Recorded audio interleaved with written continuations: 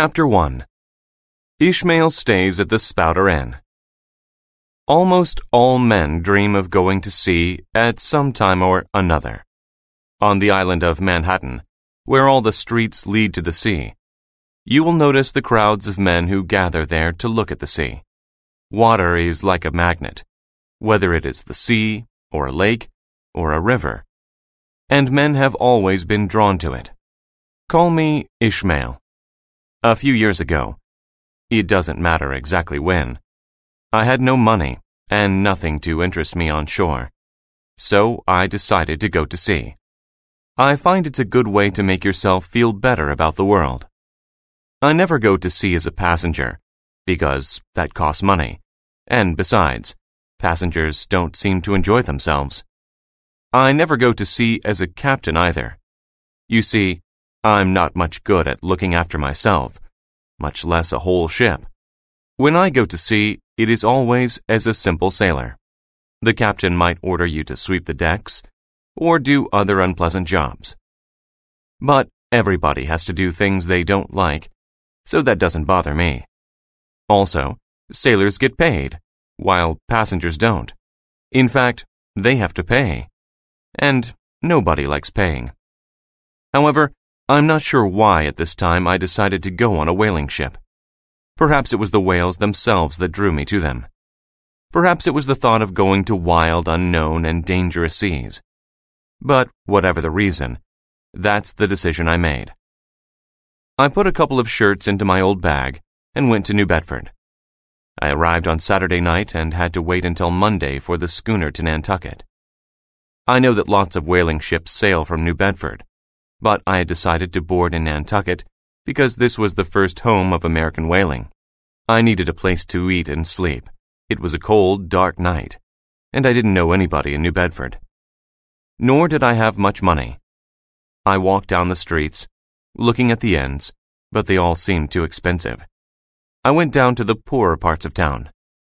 At last, I came to the Spouter Inn, owned by Peter Coffin. It looked cheap, and although I didn't like the name much, I scraped the ice from my old boots and went in. I entered a wide, low entrance hall that was dark and smoky, like the inside of an old ship. On one wall there was a dark oil painting. It was difficult to see what the painting was about, but finally I saw that it was a ship being attacked by a huge whale in a storm. On another wall hung a large number of clubs and spears, some of which were broken, and all of which were frightening to see. I went through a low archway into the public room, which was even darker and smokier than the entrance hall. I saw a long table on one side and a bar in the shape of a whale's head. In the bar, there were shelves of dirty and cracked glasses, and a little old man who sold drinks to the sailors. I asked for the landlord, and told him I wanted a bed for 2 nights. "The house is full," he said, "but you can share a bed with a harpooner if you like." I didn't like the idea much, but I didn't want to go out into the cold night again, so I agreed. "I'll get you some supper," he said. The dining room was as cold as Iceland, and I asked for a fire, but the landlord told me he couldn't afford a fire. 4 or 5 of us sat down to eat, and I asked the landlord if the harpooner was there. "He'll be here soon," was the reply. After supper, the crew of a ship that had just returned from a long whaling voyage came to drink at the bar.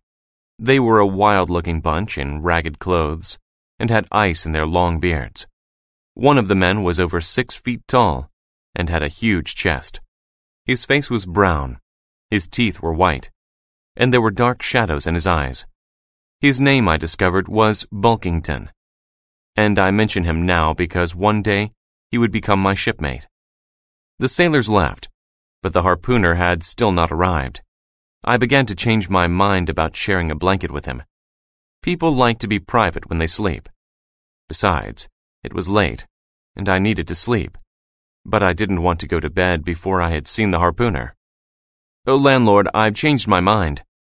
I'll sleep on the bench at the table." "It's a bit rough," grinned the landlord, and he fetched a sharp tool and tried to make it smoother, but I told him to stop. The bench was a foot too short, so I put a chair at the end. It was also a foot too narrow. The other bench in the room was 4 inches higher than mine, so it was no use to put the 2 benches next to each other. I put my bench against a wall, leaving a space for my back to go into, but that made me very cold. By now it was almost midnight, and I couldn't sleep. I called out to the landlord, "What kind of a man is this harpooner? Is he always this late?"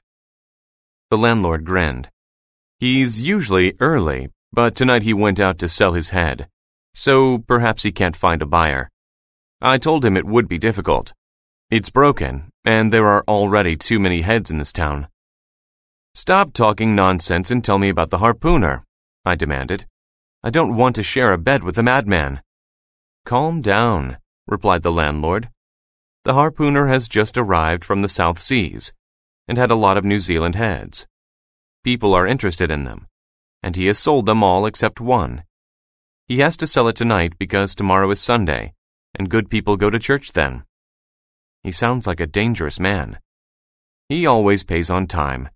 Look, it's late, and the bed is very big, so there's plenty of room. Come up and see it." He lit a candle and led the way upstairs to a small room with a huge bed, which I thought was big enough for 4 people. "Make yourself comfortable," said the landlord, and disappeared.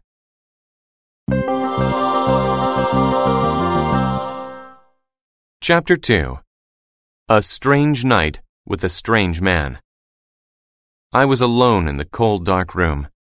What should I do? I looked around the room. There was the bed, a chest that was used as a table, a shelf, and a washstand. There was a large bag in a corner, which I supposed held the harpooner's clothes. There were bone fishhooks on the shelf, and a harpoon stood in a corner. On the chest lay a heavy mat with a hole in it, like a poncho. I sat on the bed and wondered about the strange harpooner, with his heads for sale and his mat poncho. I wasn't sure that it would be safe to share a bed with him, but I was very cold. I got into the bed and pulled the checkered blanket over me, but I could not sleep. Then, just as I was dozing off, I heard footsteps and saw a light under the door. I lay still and decided not to say anything until the harpooner spoke to me. He came in, holding a candle in one hand and a New Zealand head in the other. He did not look at the bed, but I saw his face. His skin was dark, purple and yellow, and painted with black squares. He took a tomahawk and a small hairy wallet out of his bag and put the New Zealand head into it. Then he took off his hat, and it frightened me to see that his bald head was also covered in black squares. I was too afraid to speak to this strange person. I would have run from the room, but he stood between me and the door. As he began to undress, I saw that his arms, chest, and back were all covered in the same black squares as his head. His legs were marked with green patches, which looked like frogs running up to his waist. I was afraid that he would use his tomahawk to take my head. Then he took a little black statue out of the bag and put it near the empty fireplace. He took some wood from his pocket and burned these in front of the statue. He put a biscuit on the little fire and offered it to the statue, but the statue did not take it. He kissed the statue on the nose and put it back into the bag. I thought I should speak to him, but just then he picked up the tomahawk, put it between his teeth, and jumped into the bed with me. I yelled in fear. He made a noise and began to feel for me, so I rolled away from him. "Who are you?" he asked. "Speak, or I will kill you." "Landlord, landlord," I shouted. "Coffin, save me." The landlord came in, and I jumped out of bed. "Don't be afraid," he said, grinning again. "Queequeg won't hurt you." "Stop grinning. You didn't tell me he was a cannibal. I thought you understood that. Queequeg, this man will sleep in your bed. Do you understand?" "I understand," said Queequeg, sitting in the bed and smoking. "You get in." He pointed at the bed with his tomahawk. I looked at him carefully. He seemed clean enough. He's only a man like me, I told myself, and decided to get in. "Landlord, tell him to put away his tomahawk and his pipe, and I will get in." Queequeg did as he was asked. I got into the bed, said good night to the landlord, and was soon asleep. When I woke up the next morning, I found Queequeg's arm around me. The tattoos on it were just like the squares on the blanket. I felt very strange. Let me try to explain it. Once, when I was small, my stepmother punished me by sending me to my room for an entire day. It was a very long day. I begged her to hit me and let me go outside, but she refused.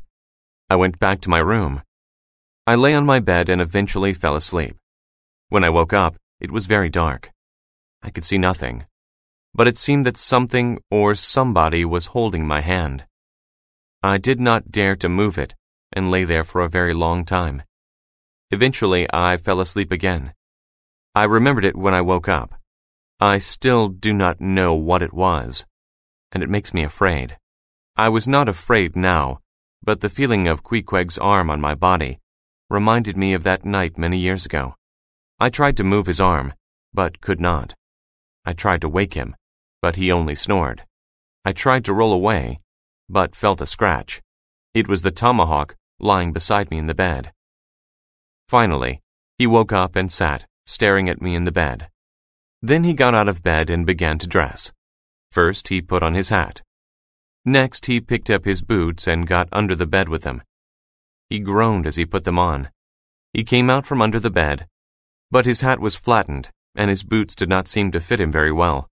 He put on his trousers and began to wash his arms, hands, and chest. He did not wash his face. Then he put on his coat, picked up his harpoon, and shaved himself with it. When he was finished, he walked proudly out of the room. At breakfast, Queequeg used his harpoon to reach across the table and take pieces of meat. He ate no bread and drank no coffee. He only ate meat. Queequeg was strange, but when I went for a walk after breakfast, I realized that he was not the only strange person in the town. I saw sailors from all over the world, as well as cannibals and savages of many different kinds, but also town and country people. They all walked about, looking at the sea or the very fine houses in New Bedford, built by people who grew rich from whaling. I saw a whalers' church and decided to attend the Sunday service. I read the memorials to whalers who had been killed while whaling and sat down on a bench. The memorials reminded me that I could be killed too. Suddenly, I noticed Queequeg sitting near me. The priest in the church was Father Mapple, who had himself been a whaler once. He climbed into the pulpit by means of a rope ladder, which he pulled up after himself. He preached a wild and frightening sermon about Jonah and the whale, and I shook as I walked back to the Spouter Inn.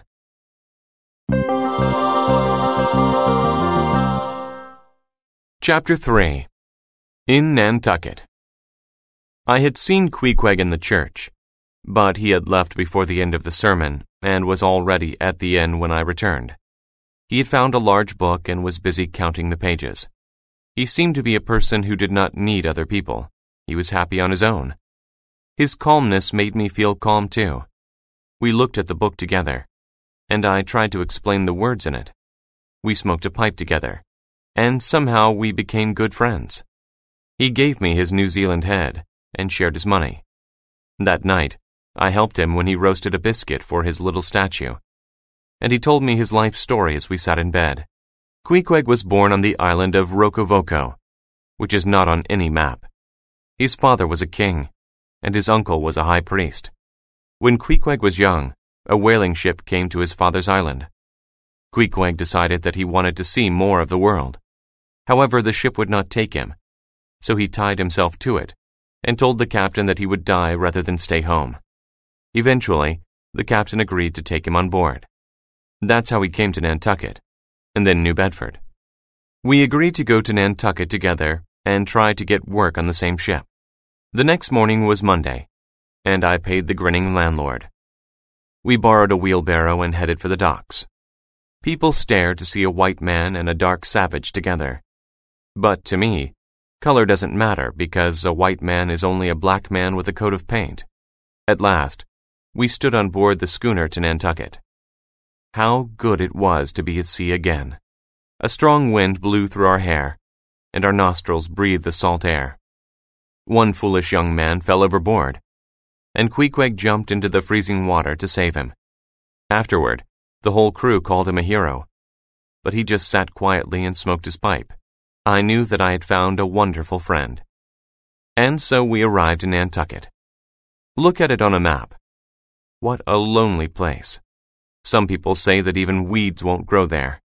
A legend says that an eagle stole a Native American baby, and its parents chased it in a canoe to this place. When they got there, they found the baby's bones turned into ivory. That was the beginning of the history of Nantucket, whose natives live as much on the sea as on the land. They were the first people to try and catch whales, and the sea is their home. In Nantucket, we stayed at the Try-Pots Inn, owned by Peter Coffin's cousin, Hosea Hussey. At first, we couldn't find it because Peter Coffin's directions were difficult to follow. But at last, we saw two very large, black pots hanging over a doorway, and we knew we had arrived. Mrs. Hussey, with yellow hair and a yellow dress, stood under a red lamp that looked like a sore eye. She was shouting at a man in a purple shirt. She showed us into a small dining room and fed us the best clam chowder I have ever eaten. The Try-Pots was a very fishy inn. It was chowder for breakfast, dinner, and supper. Mrs. Hussey wore a necklace of fish bones, and Mr. Hussey wrote notes in a book bound with shark skin. Even the milk tasted fishy, because the cow was fed fish. "Give me the harpoon," she told Queequeg as we were going upstairs to our room. "We had a bad accident here once, and now I don't allow people to have harpoons in their rooms." Queequeg gave her the harpoon. That night, he told me that he had talked to Yojo, his little black statue. Yojo had told him that I should find a ship without Queequeg's assistance. I did not like this plan because I thought Queequeg knew more about whaling than I did. But Queequeg would not change his mind. I looked at several ships and decided on one called the Pequod. It was a small, old-fashioned ship. I asked an old man sitting on the deck if he was the captain. "If I am, what do you want of me?" "I was thinking of shipping." "You're not from Nantucket?" "No." "You haven't been whaling before?" "No, but I have sailed on trading ships that carry supplies." "I'll cut off your leg if you ever mention trading ships here." "Have you ever been a pirate?" "No." "Have you ever seen Captain Ahab?" "No." "Who is Captain Ahab?" "He is the captain of this ship. I am Captain Peleg, part owner of the Pequod with Captain Bildad. We hire the crew for Captain Ahab. You will know him when you see him. He has only one leg. The other was taken by a whale. Do you still want to go whaling?" "Yes, sir. I want to see the world." He pointed out to sea and told me to look. "What do you see?" "Water." "That's all you'll see when you go whaling. You can see the world from where you stand." It was a strange conversation, but he agreed to hire me and took me to see Captain Bildad. I knew about Captain Bildad. Old sailors said he was mean and made his crew work very hard. He agreed to hire me, but the two captains fought over how much they would pay me. They finally agreed on a sum, which was less than I had expected, but satisfactory. I told them I had a friend who wanted to go whaling as well. "He's killed more whales than I can count," I added. "Bring him along then," said Captain Peleg, "and we'll look at him." I asked if I could meet Captain Ahab, but they told me I couldn't. "He's not sick, but he is not well either, and he keeps himself locked up," said Captain Peleg. "You'll like him when you see him. He is a great captain, but full of opposites. He doesn't say much, but when he speaks, you should listen. He never laughs, but he is a good man."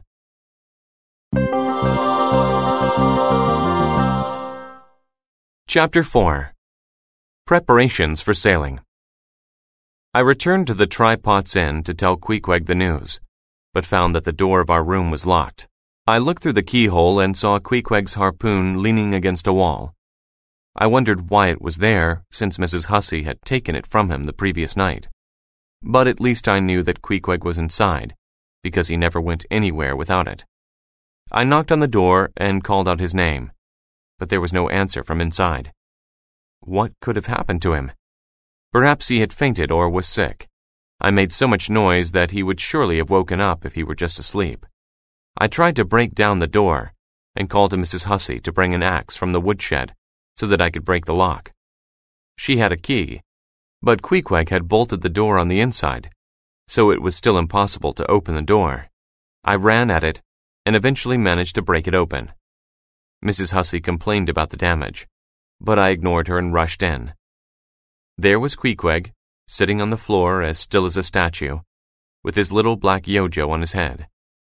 He did not look around or move or speak. He did not notice my presence in any way. It was no use trying to talk to him, so I went downstairs and had supper. I talked to some sailors for a while after supper. When I went up to bed, it was already 11 o'clock, but Queequeg was still sitting just as I had left him. It was cold, and he must have been hungry, so I urged him to go downstairs and have some supper. It was like talking to a stone. In the end, I put my jacket over his shoulders and went to bed, feeling sure that he would soon follow me. I woke just before dawn, and Queequeg was still sitting there. But when the first rays of light came into the room, he suddenly got up, smiled at me, and told me that his religious duty was completed. He ate a huge breakfast of clam chowder that morning. Together, we walked down to the docks to board the Pequod, picking our teeth with fish bones. At the Pequod, we met an unexpected problem. When Captains Peleg and Bildad saw Queequeg, they would not take him because they said he was a cannibal and not a Christian.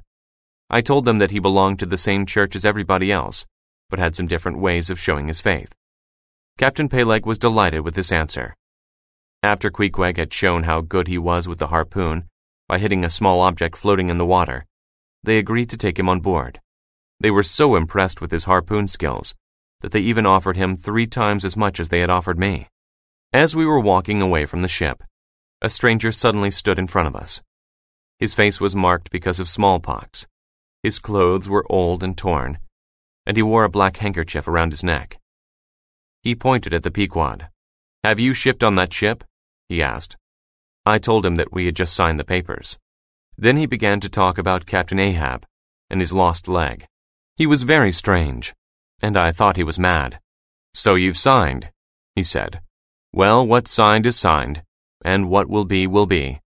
Or perhaps it won't. Anyway, some poor sailors have to go with him, and it might as well be you. It's all fixed and arranged. God pity you. When you get there, tell them I've decided not to join them. Goodbye." I was happy to say goodbye to this madman, but I asked him his name, and he told me it was Elijah. This frightened me because I knew that in the Bible, the prophet Elijah told King Ahab that God was angry with him and would punish him. We left the mad stranger there and walked on, but he followed us for a while. So we crossed the street and went another way. Elijah walked on and seemed not to notice us. The next few days were very busy on the Pequod as preparations were made for the whaling voyage. Old sails were repaired and new sails were bought.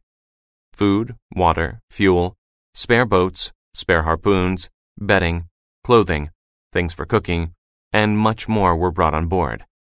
The person in charge of all this was Captain Bildad's kind-hearted sister, who made sure that we would have everything we needed once the Pequod was at sea. In all this activity, however, we never saw Captain Ahab. The morning came for our departure, and Queequeg and I walked down to the ship in the early fog. I thought I saw some sailors running ahead of us, but I couldn't see clearly. Just then somebody came up behind us and put a hand on our shoulders. Going aboard? It was Elijah, and I told him to get out of the way. "Will you be back before breakfast? Come on, Queequeg, let's get away from this madman," I said. "Did you see anything that looked like men going toward that ship?"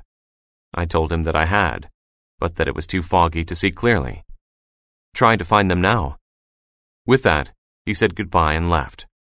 We climbed aboard the Pequod, where everything was locked up and quiet. We looked for the men we had seen, but there was no sign of them. Had we really seen them? Finally, we found a sleeping sailor and woke him up. He told us that Captain Ahab had come aboard the previous evening. The first mate, Starbuck, and the second mate, Stubb, were also on board, and by noon, the ship was ready to sail. Captains Peleg and Bildad, after steering the ship through the harbor, returned ashore, and we entered the open sea. It was Christmas Day.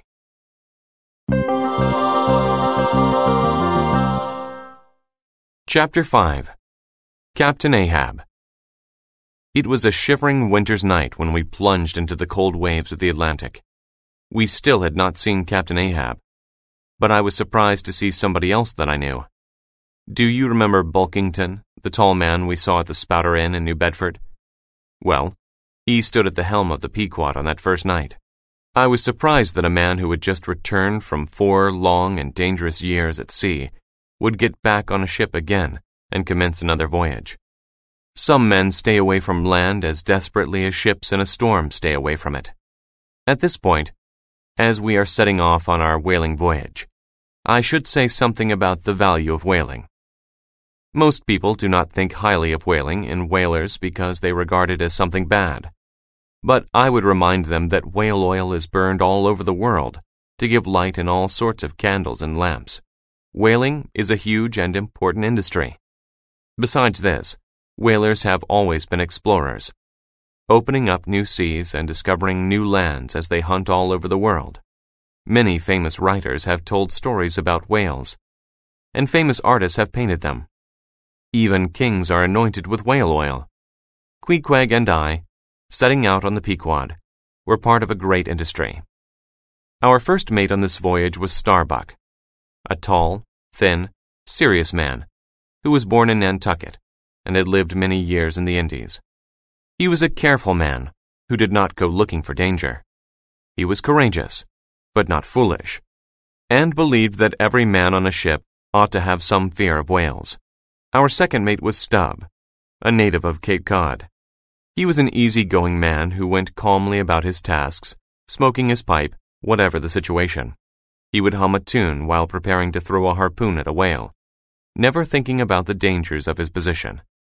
The third mate was Flask, a short man from Tisbury, who attacked whales as if they were his personal enemies.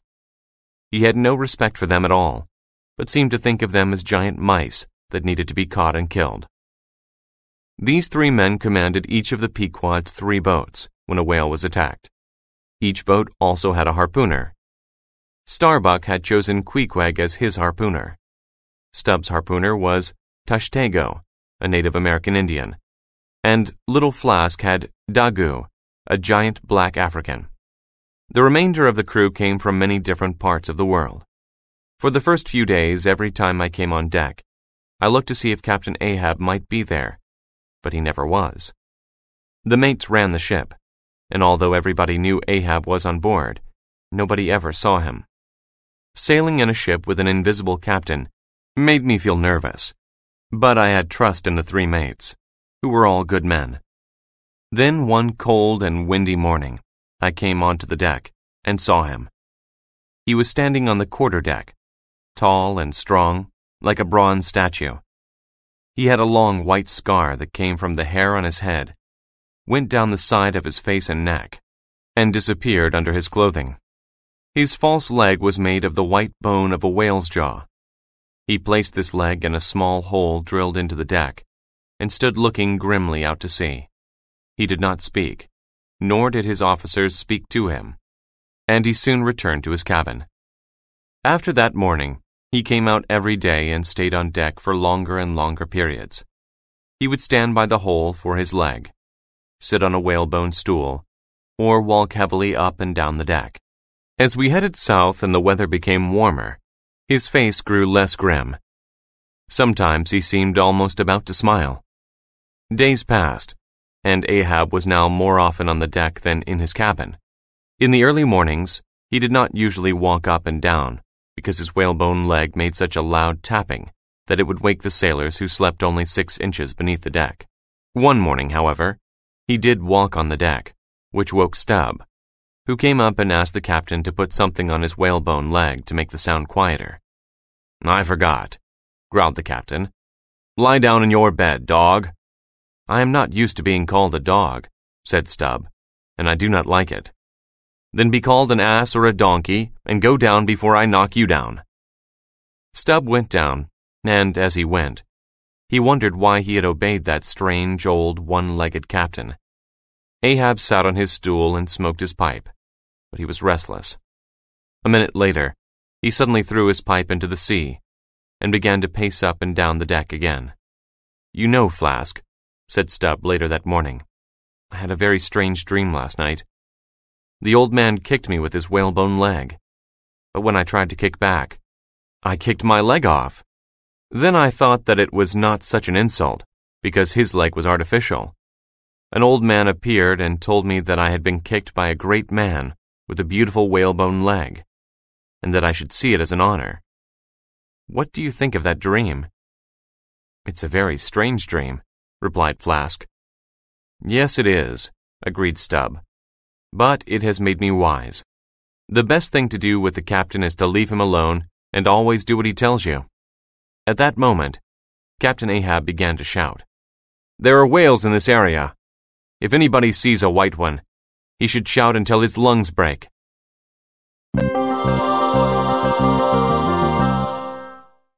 Chapter 6.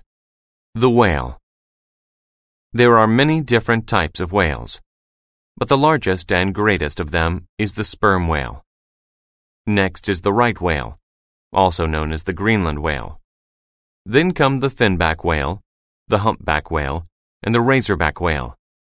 There are other, smaller types of whales, including narwhals and porpoises. There are also many different kinds of officers on a whaling ship.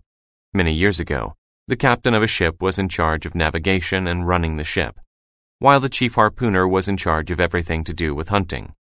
These days, the harpooner no longer has the authority he used to have, but he still dines with the captain and the mates and has his bed behind the mast, while the sailors sleep in front of the mast. Differences between officers and sailors on a whaling ship are very important. As an example, I will tell you how dinner is eaten by the officers on the Pequod. At noon, the steward, who has a face like a loaf of bread, puts his head out of the cabin window and announces dinner to the captain on the quarterdeck. The captain does not seem to hear him, but after a minute or two, he gets up and goes down to the deck, calling out, "Dinner, Mr. Starbuck," and goes into his cabin. When the last echo of the captain's whalebone footstep is gone, Starbuck gets up, walks up and down the deck, says, "Dinner, Mr. Stubb," and goes down to the captain's cabin. Mr. Stubb waits a little while, calls out, "Dinner, Mr. Flask," and then follows Mr. Starbuck to the captain's cabin. Mr. Flask waits a while, pretends to dance and sing, and goes down as well, putting on a serious face before he enters. The captain cuts the meat and divides it among the officers. They eat in silence, not because Ahab has commanded it, but because he himself is silent. The others will not begin a conversation. At the end of the meal, it is Flask who leaves first, as soon as he sees that Stubb is almost finished. Sometimes poor Flask gets very little to eat. The harpooners, on the other hand, dine separately, but they dine like lords. They eat happily and noisily, joking with each other and frightening the poor steward. Queequeg, Tashtego, and Daggoo all had enormous appetites and enjoyed satisfying them. So we sailed on, and in due course, it was my turn to stand the masthead. This means climbing 100 feet up the mast and standing on a thin piece of wood for 2 hours, watching for whales. As the ship rolls in the waves, you move considerable distances, and this worries sailors the first time they do it. In time, however, they get used to it, and it becomes a very pleasant 2 hours. I have to admit that I did not keep very good watch when I was at the masthead, because it was too easy to think of other things and forget to watch the sea. Some sailors have even been known to fall asleep there. One morning, not long after Ahab had thrown his pipe into the sea, he came onto the quarterdeck after breakfast and walked up and down as usual. However, his walk seemed more serious that morning, and his whalebone leg struck the deck harder than it normally did. "Look at him, Flask," said Stubb. "Something is bothering him, and he is getting ready to say or do something." However, Ahab went back to his cabin, and the hours passed. He came back on deck and marched up and down again. Near the end of the day, he stopped, put his bone leg in its hole in the deck, and told Starbuck to call the crew. Starbuck was surprised, because captains only spoke to the entire crew at very special times. When all the crew was together, Ahab looked at them and suddenly cried out, "What do you do when you see a whale, men?" "Shout," said some of the men. "And what do you do next?" cried the captain. "Lower the boats and chase him," cried the crew. He asked more questions like this, and the crew answered him, shouting louder and louder each time. At last, he held up a gold coin, and then he nailed it to the mast. "The first person to see a white whale with a crooked jaw will have this gold coin." The men cheered as Ahab shouted, "Look for him, boys, and find him." Tashtego called out, "Is this white whale the one they call Moby Dick?" "Do you know him, Tash?" Tashtego knew him, and so did Dagu and Queequeg. "He is the one who took my leg," cried the captain. "I will chase him around the world and around it again if necessary, but I will kill him. This is what you are here for, men. Are you brave enough to chase this whale and to fight it until the blood spouts from him and he lies dead in the water? I think you look brave." All the harpooners and seamen shouted their agreement, and Ahab ordered that they all be given an extra drink of rum that day. Only Starbuck was unhappy. "I am not afraid of the white whale," he said, "but my business on this ship is to hunt whales and make a profit for our owners and ourselves, not to help my captain take revenge. Your revenge will not sell for much on the Nantucket market." Ahab stared at him, but Starbuck did not stop. "Why bother to take revenge on a dumb animal that cannot understand what it has done?" asked the first mate. "That white whale is like the unknown power that rules over us, and I will break that power and smash through it. All the crew and the officers have agreed. We will do it."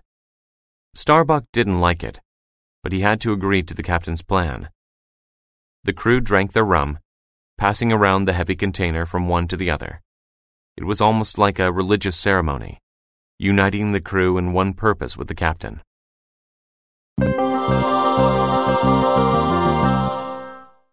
Chapter 7. The Captain Always Wins.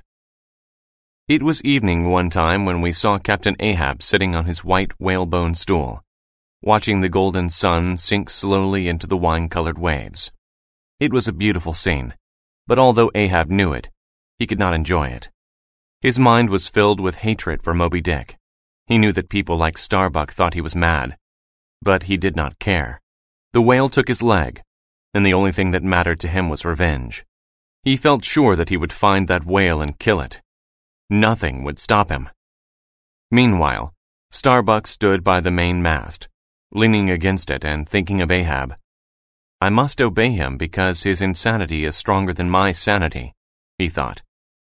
"I cannot fight against it. My only hope is that the whale has the whole watery world to swim in, and that mad Captain Ahab cannot find him." Stubb was working near the front of the ship and laughed to himself when he thought of Ahab's hate-filled mission and honest Starbuck's opposition. "The captain always wins," he said to himself. "The captain always wins." The harpooners and sailors sat on the decks, drinking and singing. They came from all over the world, these sailors. Some were from Nantucket, but others were from Holland, France, Iceland, Malta, Sicily, Long Island, China, Azores, Portugal, England, the Isle of Man, Tahiti, Ireland, and Spain. If you looked at a map of the world, you would see that the whole world was united with Ahab in his quest. I, Ishmael, was one of those sailors, and I raised my voice with them and promised to hunt the great white whale. I made Ahab's quest my own, and I, too, was filled with hatred for that murderous monster and wanted revenge. Yet we knew so little about this whale. Some sperm whale hunters knew of him. Fewer had seen him, and fewer yet had done battle with him. There were many wild stories about him, as you would expect, and these helped to make sailors afraid of him. Some believed that Moby Dick hunted men because he was thirsty for human blood. Others believed that he could be in two places at the same time. Others believed that he could not be killed at all, but would live forever. Many whale hunters happily attacked right whales, but were afraid to attack the much bigger and more dangerous sperm whale. The most frightening of all sperm whales was Moby Dick. There were some, however, who were not afraid. Others did not know much about him, but were ready to hunt him. They looked out for his huge, white, wrinkled forehead and his white spotted body. Despite the stories of his intelligence and violence, a few people had already been killed by the white whale. He would swim away from his hunters as they chased him. Then he would suddenly turn around and attack the boat and sink it. Ahab was a victim of this tactic. The white whale had destroyed 3 boats, and several men had died, but Ahab had tried to stab him with his 6-inch knife. The whale had bitten off his leg like a mower cutting grass. From that moment, he hated Moby Dick. Slowly, as he lay in his bed getting better from his wound, he grew mad. His madness, however, was within him, and other people never saw it.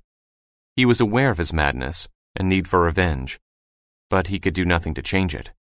He thought that his only reason to live was to see his white enemy's destruction. Yes, our enemy was white with age and size, and it was his whiteness that frightened me most of all. I know that whiteness gives beauty to some natural objects like pearls and roses, and that some kings take it as their royal color. It has sometimes been the symbol of gladness, innocence, or justice. Despite all this, there is something about whiteness that is more frightening than the redness of blood. Terrifying animals like the bear and the shark are even more terrifying when they are white. Sailors fear the white albatross, which brings so much bad luck to them. Native Americans worship and fear a great white horse. There are many other examples of white objects or animals that make us afraid. Yet nobody can explain why this should be so. Perhaps it is because pure whiteness has no shadows or anything that has meaning for us. Perhaps it is because whiteness is not really a color at all, but the visible absence of color. Whatever the reasons, the whiteness of Moby Dick was terrifying to think about. Did you hear that noise, Cabaco? The sailors were standing in a line, passing buckets of water from the store to the drinking cask near the back of the ship. As they stood above the captain's cabin and store, they had to be very quiet. It was then that Archie, one of the sailors, had whispered those words to his neighbor. "What noise, Archie? I didn't hear anything." "There it is again. It sounds like somebody coughing." "You're imagining it, Archie. I still can't hear anything. And besides, you know there's nobody in that part of the ship."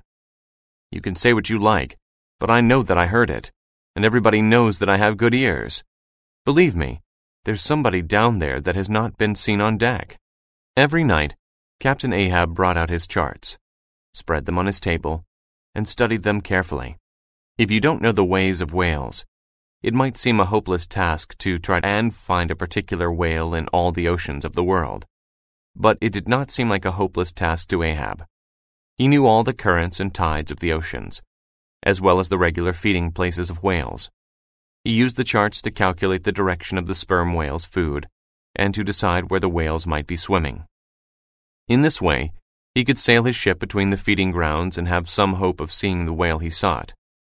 People who study whales say that a particular whale will not always return to the same feeding grounds, but some do. For several years, Moby Dick had been seen traveling between the same feeding grounds. Ahab would hunt him elsewhere until the Pequod was able to reach those areas next season.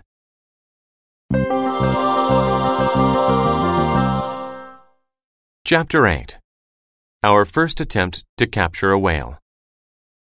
By now, you will understand that Ahab was interested only in one thing, the destruction of Moby Dick. He did not, however, completely forget the other purpose of his voyage. He continued to hunt other whales when he could. You may think that because he hated one whale, he hated them all. You may be right, but he also understood that he needed to keep the harpooners and sailors satisfied if they were going to help him hunt Moby Dick. He also understood that the sailors could never have the same strong feeling about his quest as he had himself.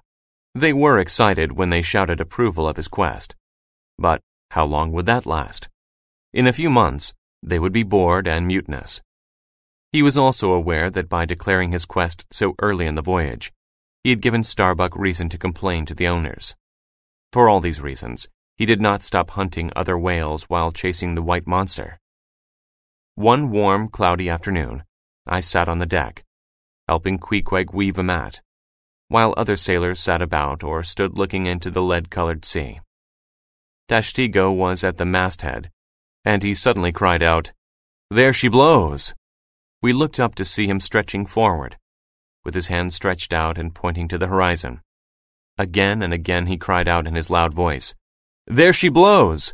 A whole group of them!" The sailors immediately set to work. The 3 whaleboats were swung out from the ship and hung over the sea like baskets as the men waited for another sighting of the whales. Then the mates, harpooners, and rowers would jump on board. They would be lowered to the waves so that the hunt could begin. Excitement could be seen on every face. Suddenly, Ahab appeared, and with him were 5 ghostly men, who seemed to have come from nowhere. These men worked quickly to prepare one of the spare boats. Soon, all the boats were lowered into the water, and the sailors got down into them. The 4th boat held Captain Ahab and his 5 secret men, who looked like the natives of the Philippines. The harpooner was an old man who wore a cloth around his head, and Ahab was heard to call him Vidala. On one of the boats, Archie told his friend Kabako, "I told you, didn't I? There are stowaways on board." I remembered the strange shadows of men I had seen early on the morning when Queequeg and I had boarded the Pequod. Starbuck, Stubb, and Flask were surprised to see the 4th boat and realized that Ahab had smuggled the men on board before leaving Nantucket. However, there was nothing they could do about it, so they urged their crews to row the boats toward the whales. "At least we are doing our duty now," thought Starbuck, "and may begin to make a profit." Ahab's rowers were very strong, and his boat raced through the water with Ahab standing on his one leg, pointing the way. Then he signaled all the boats to stop. He had seen the whales go under the water. The harpooners prepared their harpoons and stood ready to attack. The 4 boats waited. It was Tashtigo again who first saw the marks on the water, and the boats rowed quickly toward them, cutting through the waves. The Pequod followed the boats. Then the boats went separate ways as they chased their own whales. Our boat chased the white water that showed where the whale was. Queequeg stood ready with his harpoon, but the whale came up underneath us, throwing us all into the water. The whale escaped, and fortunately the boat was not damaged. We swam around it and got back into our places, knee-deep in water. The wind grew stronger, and it began to rain heavily. We called out to the other boats, but they could not hear us. The fog grew thick around us, and at last the darkness of night fell upon us. We could not see the ship or the other boats. We lit a lamp, and Queequeg sat holding it like a sign of hope in the midst of despair. We sat up all night until dawn came. Then Queequeg suddenly shouted. We saw the ship almost upon us, so we jumped into the water. The ship hit our boat. It went under the ship and came out at the back. We swam to it and got on board again. At last, the sailors on the ship heard us and pulled us safely back on deck. The other boats had given up the chase and gone back to the ship before the storm. They believed that we had drowned and were just looking for any oars that might be saved when they ran into our little boat.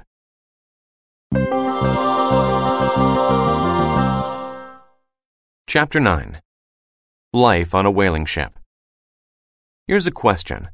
Have you ever thought that the whole universe is a huge joke at your expense? That's how I felt when I was the last man to be dragged back onto the ship after our night in the whaleboat.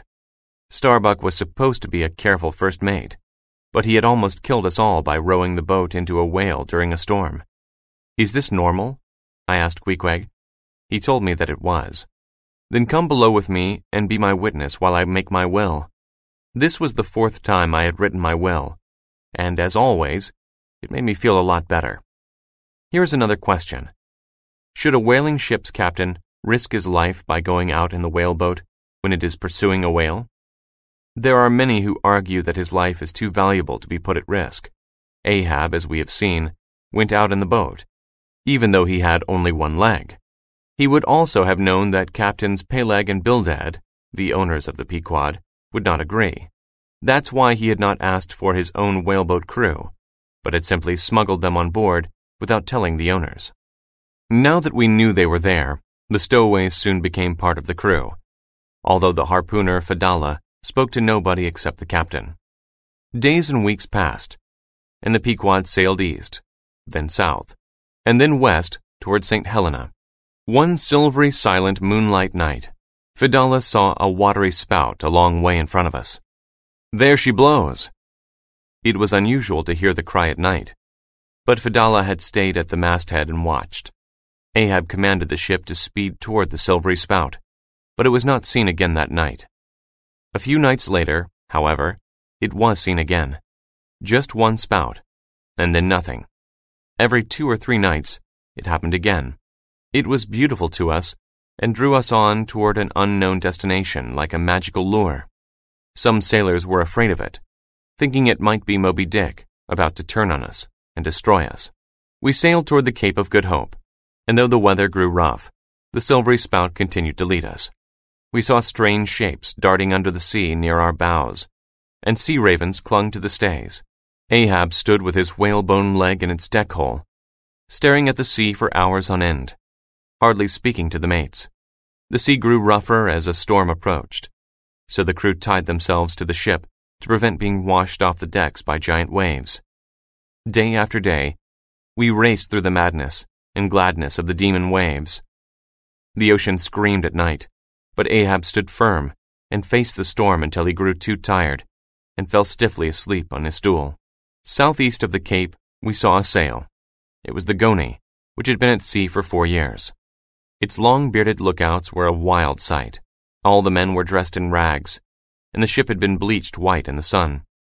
We called out, "Have you seen the white whale?"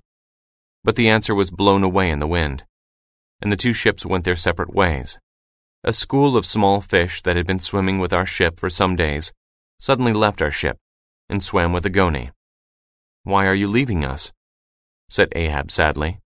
Usually, when whaling ships meet at sea, the captains and crews talk to each other. The wind blew the Goni away from us before any talk was possible, but a few days later, we saw another whaling ship called the Town Ho. This time we were able to have a meeting, and the crew of the Town Ho told us this interesting story. The Town Ho was sailing in the Pacific when one morning, the crew discovered that there was more water than usual in the hold of the ship. They thought that a swordfish had put a small hole in the hull and did not worry too much about it. They pumped the water out, and although they could not find the hole, they continued their journey. After a while, the leak grew worse, and the captain decided to head for the nearest island to repair his hull. It was a long way, but the pumps were good, the men were strong, and the captain was not worried. The mate, however, a man called Radney, made one of the crew, a man called Steelkilt, angry. Radney was part owner of the ship. Steelkilt made a joke about him, which made Radney angry. He told Steelkilt to sweep the decks, which is a job usually done by boys. Steelkilt felt insulted and refused. "There are 3 boys there," he said, pointing to them. "It's their job, so ask them to do it." Radney was furious and threatened Steelkilt with a hammer. Steelkilt punched his face and broke his jaw, and the ship was soon in an uproar. Steelkilt and some of his friends protected themselves behind a wall of casks. The captain threatened to shoot them, but Steelkilt told him that the men would refuse to pump the water out and the ship would sink. The captain locked Steelkilt and 9 of his friends up. The next day, he ordered them to work, but they refused. The other members of the crew had to work very hard to keep the water out of the hold. On the 4th morning, 4 of the prisoners agreed to work, and the next morning, another 3 joined them. Steelkilt and his 2 remaining friends agreed to try to escape and take over the ship, but while Steelkilt was asleep, his friends tied him up and called the captain. The captain tied all 3 of them to the mast and whipped the 2 friends until they were unconscious. He was going to whip Steelkilt too, but Steelkilt whispered something to him, and he dropped his whip saying, "I won't do it." Radney, however, had been watching. He picked up the whip and hit Steelkilt with it. A few nights later, Steelkilt was planning to murder Radney by knocking him into the sea while he was on watch. However, just as he was about to do it, one of the crew saw Moby Dick. As they lowered the boats, Radney fell into the sea. Moby Dick saw him, took him in his mouth, and plunged into the depths of the ocean. When the Town Ho reached port, Steelkilt and most of the crew left the ship and didn't come back after the leak was repaired. To this day, only Steelkilt and the captain know what made the captain drop his whip.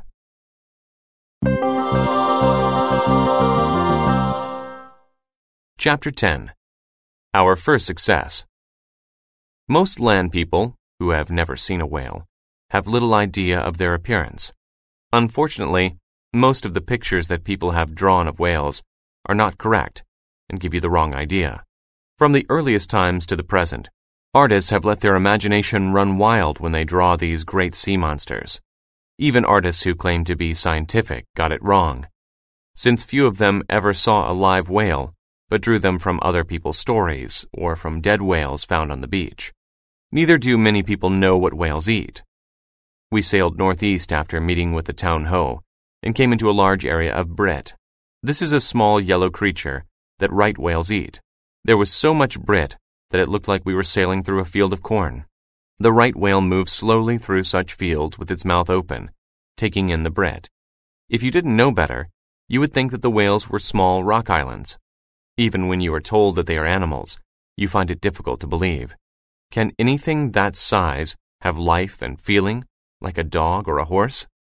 On days like this, it was easy to forget that the sea is a powerful, wild, and dangerous place. It has always been like that, and it will never change. It often looks calm and friendly. But even then, animals are at eternal war with each other under its surface. At any moment, the sea may become so violent that it throws even the mighty whales against the rocks and kills them. The Pequod sailed through the field of brit, heading toward Java. Sometimes we saw that lonely silvery water jet before us again, drawing us on. Then one beautiful, still, blue morning, Dagu called out from the masthead that he could see the white whale. We saw a huge white object rise slowly from the sea and then sink into it again. Captain Ahab was immediately on the deck, looking where Dagu pointed. He saw the white object and ordered the boats to be lowered. Soon, the 4 boats were rowing quickly toward the white monster, but as we came closer, we could see that it was not Moby Dick, or even a whale at all, but a giant squid. Although this is a very wonderful and unusual thing to see, Ahab was disappointed, and the boats returned to the Pequod. Some of the crew said it was good luck to see this squid because they believed that sperm whales ate them. If you are going to understand what happened shortly after this, I must explain a few things about the technique and tools of whaling. The first thing to mention is the whale line. This is a rope about 2/3 of an inch thick. It is very strong and can bear a weight of almost 3 tons. It is about 200 fathoms long and is coiled in a special way at the back of the boat. The harpooner is very careful when he coils the line because one mistake will mean that somebody could lose an arm or a leg when the line is used. The rope is not tied to anything because a whale may take it too deep and drag a boat under the water if the line is tied to it. In fact, by keeping the end free, it is possible to tie a second line from another boat to it if the struck whale swims too far away or dives too deep. The other end of the line is also kept free and then attached to a short, thin rope, which is attached to the harpoon itself. When the harpoon is thrown and the whale swims away, this line runs through the boat, and every man is in danger of being tangled up in it and pulled overboard. Isn't this how we all live? We are surrounded by whale lines that may take us and pull us to our death at any moment, even while we sit quietly in an armchair by the fire. You should also understand that the harpooner is one of the rowers in the boat, sitting with his back to the whale and rowing as hard as he can. He cannot see the whale until the mate tells him to stand up and give it to him. He is then expected to stand up and throw his harpoon into the whale, which is a difficult task, requiring considerable strength. In my view, he should not row because by the time he has to throw his harpoon, he is too tired. Then he might miss, and the whale would escape. The day after we saw the squid, it was very quiet. The sea was flat and calm, and there was nothing to be seen on its surface. The stillness made the crew sleepy as they sat on the deck. Even the small waves seemed lazy and sleepy. I had fallen asleep on the masthead, but was woken up by the sudden sound of bubbles in the water and men shouting. A giant sperm whale had surfaced less than 40 fathoms from the Pequod. Everybody was awake now. Captain Ahab ordered the boats to be lowered, and we rowed toward the whale. It began to swim slowly away from us, and then it dived. We all sat and waited for it to come back up again. When it did, it was closest to Stubbs' boat, who urged his men to row as fast as they could toward it. When they were near enough, he cried out, "Stand up, Tashtigo, and give it to him." Tashtigo threw his harpoon into the whale, which sped away. The line whipped through the boat, sending up smoke as it passed over the wooden edges. The boat, attached to the speeding whale by this rope, raced through the water. At last, the whale slowed down, and the men pulled on the line until the boat came up next to it. Stubb thrust dart after dart into the whale's head. Blood poured from it and turned the sea red in the setting sun. The whale rolled about in its own blood until it died. Stubb lit his pipe and smoked it calmly while he looked at the dead body.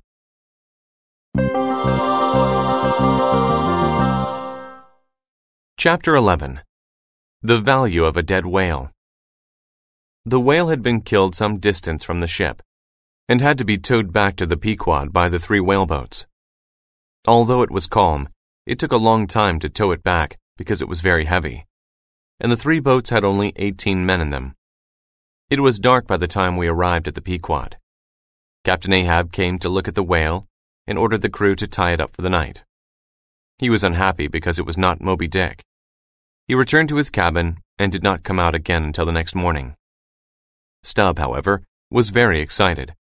He had killed the whale, and he was going to eat some of it. Porpoises, which belong to the whale family, are good to eat, and so are some parts of the whale, like the tongue or the brain. However, most people, except Inuits from North America, do not like the idea of eating a whale. It is such a large animal that just thinking about it makes you lose your appetite, and the meat is also very fatty. Stubb, as I have said, was going to eat part of the whale he had killed. As soon as the giant was tied to the ship, he ordered Dagu to jump onto it and cut a piece of meat from its back. Dagu took the meat to the cook, and Stubb waited on the deck for his meal. He was not alone in wanting to eat some of the whale. From the moment the blood had first entered the water, the whale was surrounded by sharks, which tore away pieces of the whale, fighting each other and making dreadful slapping noises with their tails.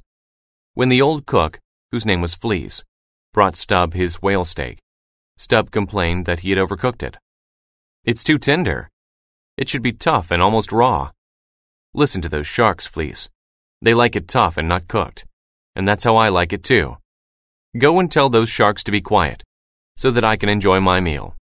The cook did as he was told. He went and talked to the sharks that were feeding on the whale, telling them to be quiet. He swore at them, and this angered Stubb, who told him to speak properly to the sharks. The old cook spoke to them again until at last Stubb was satisfied. The sharks, however, did not become quieter at all. Stubb complained about his steak again, although he was eating it with obvious enjoyment. "Next time, you just hold the steak in front of the fire for a moment and then serve it. Do you understand? You can go now, but I'll have some more for breakfast tomorrow morning." So the old cook went off to his bed, saying to himself that he wished the whale would eat Stubb instead of Stubb eating the whale. By now, there were so many sharks attacking the dead whale that they would have left nothing but a skeleton by morning. Queequeg and one of the crew jumped onto the whale and began to kill the sharks with their sharp whaling spades. This made the sharks even more excited, and they began to eat each other. Several times, I even saw a shark trying to eat itself.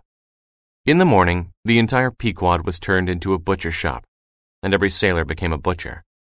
First, some of the crew passed ropes over the spars and the mast.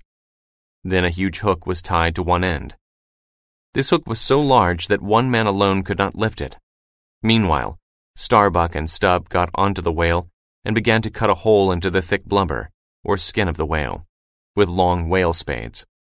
When they were ready, the hook was lowered and put into the hole.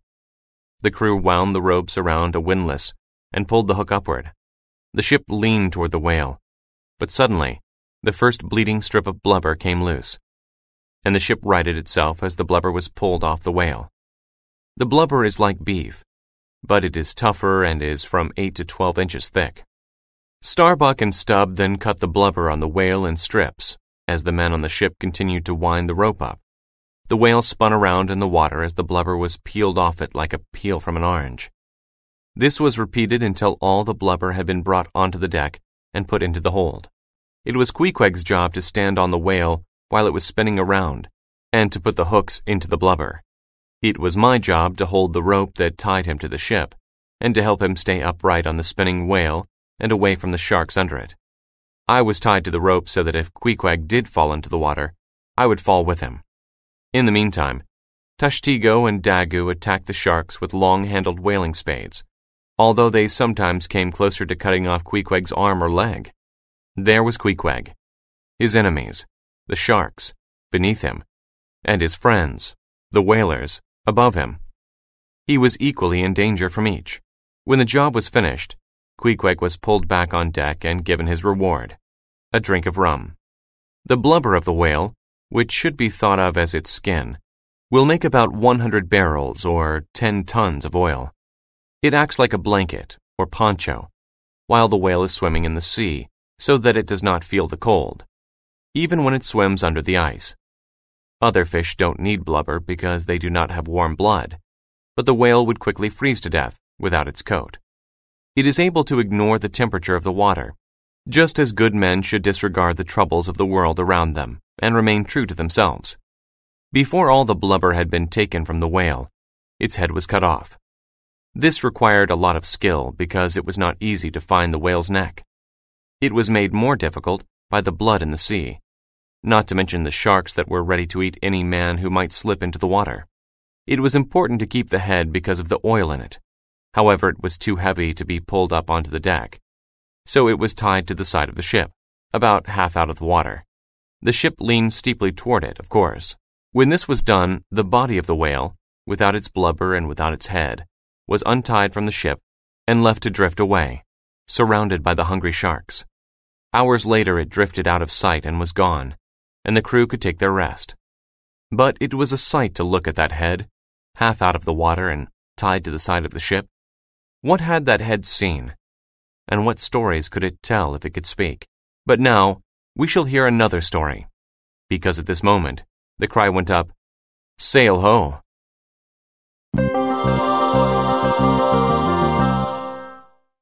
Chapter 12. A Warning About the White Whale.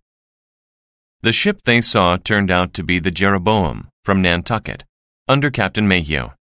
As the two ships came close to each other, the Jeroboam sent a boat with the captain in it towards us, but they would not come aboard because they had a sickness on their ship and did not want to infect us. However, we spoke to them while they rowed their boat alongside the Pequod. On their boat was a short young man with long blonde hair and freckles on his face. We knew who he was because the crew of the Town Ho had told us about him. He had joined the crew of the Jeroboam in Nantucket, but as soon as the ship was out of sight of land, he told them that he was the angel, Gabriel, sent from God to be the bishop of the oceans. Some of the crew believed and obeyed him. He would not work, and the captain threatened to put him ashore at the nearest port. But by now, the number of his disciples had grown, and they told the captain that they would not stay on the ship if Gabriel was put ashore. When a sickness came onto the ship, he said that it was a punishment from God, and that only he could protect them. They were all afraid of him, and did everything he asked. Life on a whaling ship can certainly be strange. Ahab shouted across the waves to Captain Mayhew, asking about Moby Dick.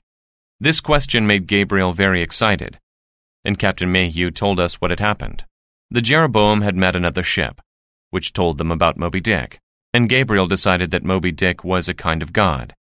He warned his captain that he must not harm it.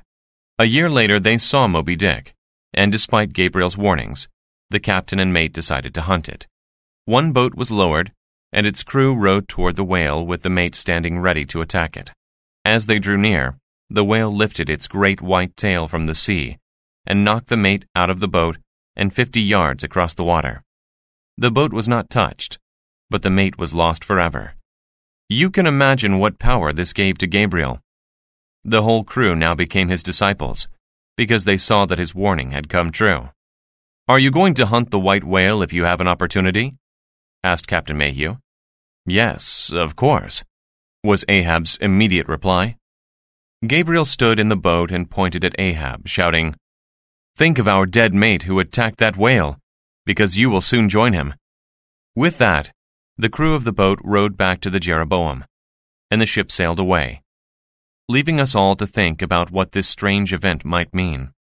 We were surprised, later that day, when the order came to hunt a right whale if we saw one.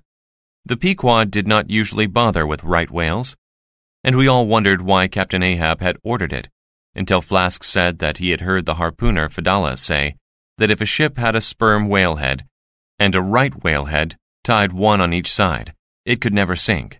He seems to know about all sorts of ways to get good luck, said Flask, but I don't like him. I think Fedallah is really the devil, said Stubb, and that our captain has done a deal with him to get Moby Dick. It wasn't long before we saw and killed a right whale, and Flask was proved right. The ship now had a head tied to each side of it, one of a sperm whale and one of a right whale. Both heads, of course, were very large, but they were quite different. The sperm whale's head is the same on both sides, and has more character than that of the right whale. Each of them has small eyes, far back and low down on the head. Having eyes in this position, it is clear that whales cannot see what is ahead of them. Imagine that our eyes were where our ears are. You would not be able to see where you were going or any danger that was coming toward you. It makes you wonder what the whale sees. Does it see two completely separate things at the same time? The whale's ear is located just behind the eye, but is so small that most people would never find it.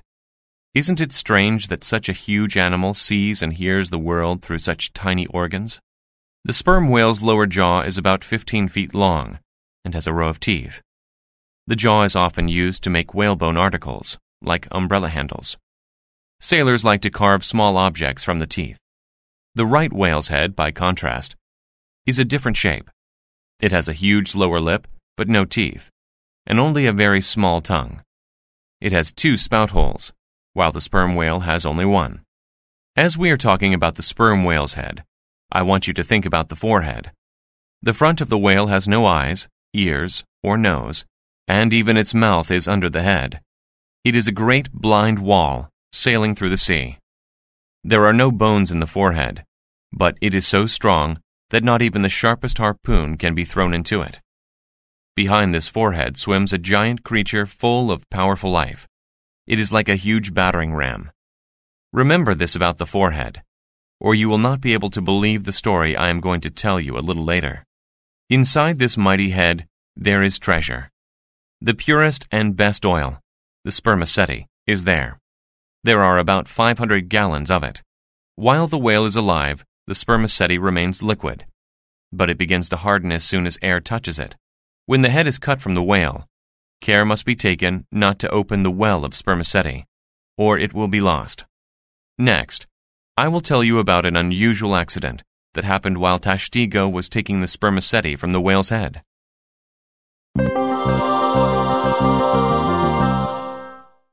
Chapter 13. An Unusual Accident and a Strange Meeting. Tashtego climbed the mast and ran along one of the spars until he was directly above the sperm whale's head. Using a rope, he lowered himself to the head and stood on it, still high above the remainder of the crew. He had a short-handled spade and searched for the opening that would lead to the spermaceti. When he found it, he opened it up and lowered a bucket on a rope into it. The crew then pulled the bucket up, and it was full of white fluid, like milk. The bucket was carefully lowered to the deck, and the fluid tipped into a large tub. Again and again the bucket was lowered, filled, and emptied. The well of spermaceti inside the head was over 25 feet deep, and the bucket kept going lower and lower. Most of the spermaceti had been removed from the head when the accident occurred. How it happened, nobody saw, and nobody could explain. But suddenly Tashtego slipped and fell headfirst into the well of oil and went out of sight. "Man overboard!" shouted Daggoo. He put his foot into the bucket, and the crew pulled him up to the head, where Tashtego had fallen. We could see the whalehead moving with Tashtego's struggles at the bottom of the well. The extra weight of Daggoo on the head caused one of the hooks to break free, and the head swung toward the ship, which rocked madly in the water. "Come down!" we cried to him, but he pushed the bucket into the well, hoping that Tashtego would be able to grasp it and be pulled up. Unfortunately, the second hook came free, and the whale had plunged into the water with Tashtigo still inside it. Dagu had caught a rope and was hanging above the ocean, but was easily brought in. Queequeg jumped into the water with his harpoon, and we watched him dive after the sinking head. For a while we could see nothing. Then an arm thrust out of the water. It was Queequeg, and a moment later we could see that he was pulling Tashtigo along after him. He had used his harpoon to cut the head open near Tashtigo and had pulled him out. Can you believe it? It took both men quite some time to recover from this little adventure. The head, meanwhile, sank slowly to the bottom of the sea. The spermaceti was lost. The day came when we met Jungfrau, a ship from Bremen captained by Derek de Beer. The Germans and Dutch were once the greatest whaling people on earth, but now they are amongst the least. As the Jungfrau drew near, we saw that the captain had some small jars in his boat. As soon as he came aboard, Ahab asked him about the white whale, but the German knew nothing about it. Then he asked for some oil. This ship had been sailing for a long time, but had killed no whales and had run out of oil for its lights. We gave him some oil, but just as he began to row back to his own ship, the lookouts in the mastheads of both ships cried out that they could see whales, and he began to row after them. 3 other German boats were lowered and soon followed him. There were 8 whales, and they swam close together at high speed. Behind them came one huge old whale, which was swimming with some difficulty. When it turned, we noticed that it had lost one fin. By now, our own boats had been lowered, and it was not long before all the boats were headed for the injured old whale. It would be the easiest one to capture. Derek's boat led the chase, but the other 3 German boats were behind ours. Derek threw his jars of oil at us, which made Starbuck and Stubb very angry, and they urged their men to row harder. All 4 boats came closer to the whale, which was swimming as fast as it could with its one fin. It was sad to see such a wonderful animal in such a bad state. The German captain realized that we were about to go past him, so he told his harpooner to stand and try to hit the whale. Our harpooners, however, were quicker. All 3 of them threw their harpoons and hit the whale. As the whale rushed off with our harpoons in it, one of our boats ran into the German boat, throwing the captain and 1 other sailor into the water. The old whale did not go far. Suddenly it dived, and the 3 boats came together, each with 1 line in the whale. It did not dive far, but stayed under the water for a long time. The boats waited, pulling in the lines until they were above it. "Look out! Here it comes!" cried Starbuck. The next moment, the whale came up to the surface, bleeding and tired. We saw that it was blind, and that it had a lump on its side. Flask threw a dart into the strange lump, and the whale began to spout thick blood. It rushed toward the boats and capsized Flask's boat in its mad agony. Then it rolled over and died. As we waited for the Pequod to come closer to us, the whale began to show signs of sinking. We put more lines into it, and eventually we were able to tie it to the ship. We found an old harpoon in it, close to the strange lump that Flask had stabbed with his dart. Even more strangely, we found a stone arrowhead. Who had put that there? And how long ago? Perhaps we would have found more interesting items in his body, but it was becoming so heavy that it was going to capsize the Pequod and had to be cut free. The whale sank, and the Pequod righted itself. Nobody knows why some whales sink when they die, while others float and allow its murderers to collect its oil. The Jungfrau's boats, meanwhile, had returned to the ship, which sailed away. Neither it nor the Pequod was able to get anything good from this old whale.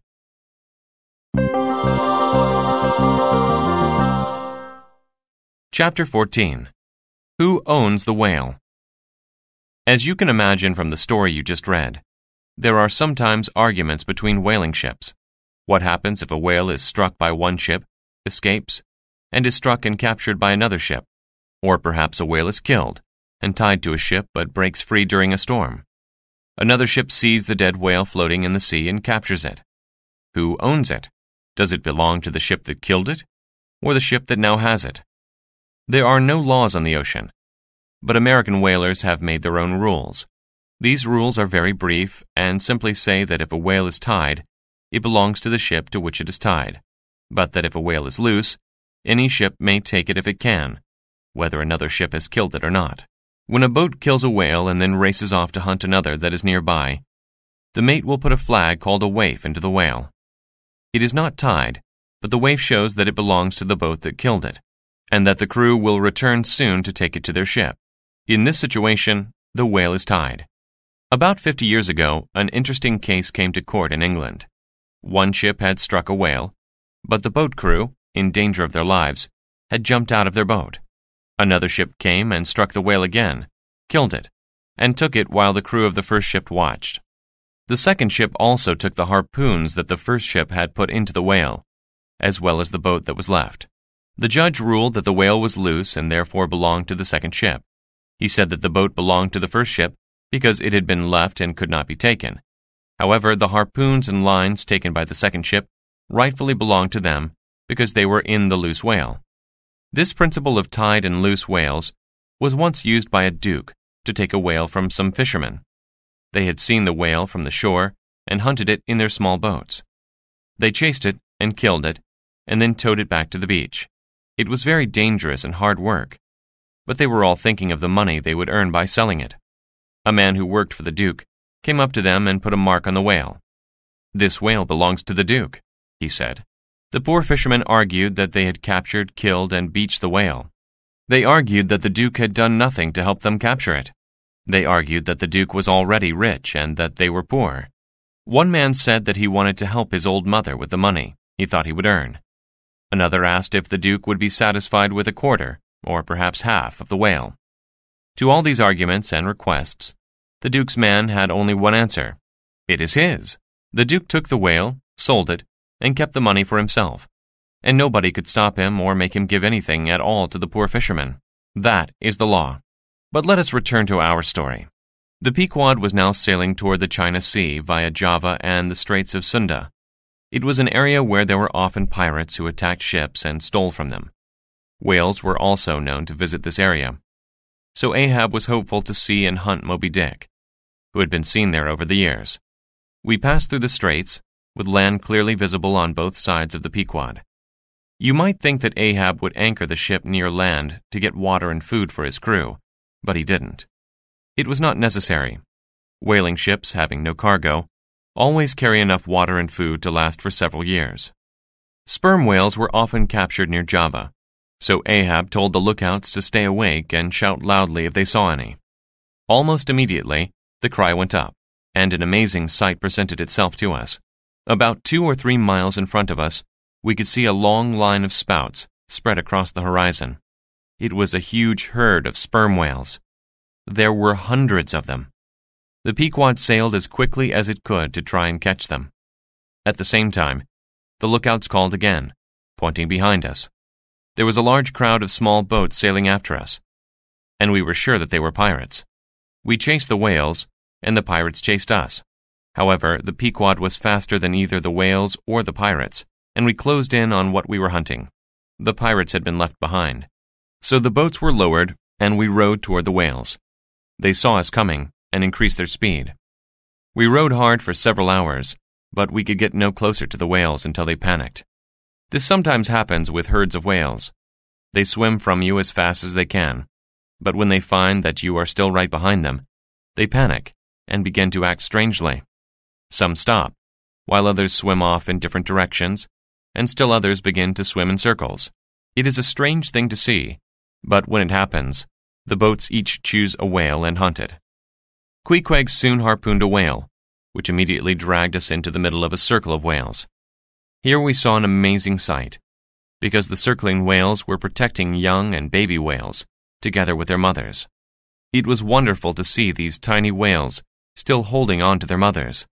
We still wanted to kill the whale we had harpooned, and Starbuck attacked it with a sharp spade. The line on the spade became tangled in the whale's fins, and it swam off with it, injuring other whales with the spade as it swam away. The other whales had now stopped their panic and began forming as a herd again. We were lucky to escape from them without the boat being crushed. When you are that close to so many whales, it is not safe to try and harpoon them. In the end, the 3 boats captured only 1 whale, proving that the whaler's saying, "The more whales, the less oil," was quite true. This was an unusual herd of whales, because it contained many males and females of all ages. There are normally just two kinds of herds. One of them is a group of females with one large male, who stays with them and fights any other males that try to take any of the females from him. The other kind is a group of young males who eventually leave the herd to fight an old whale and win his own group of females.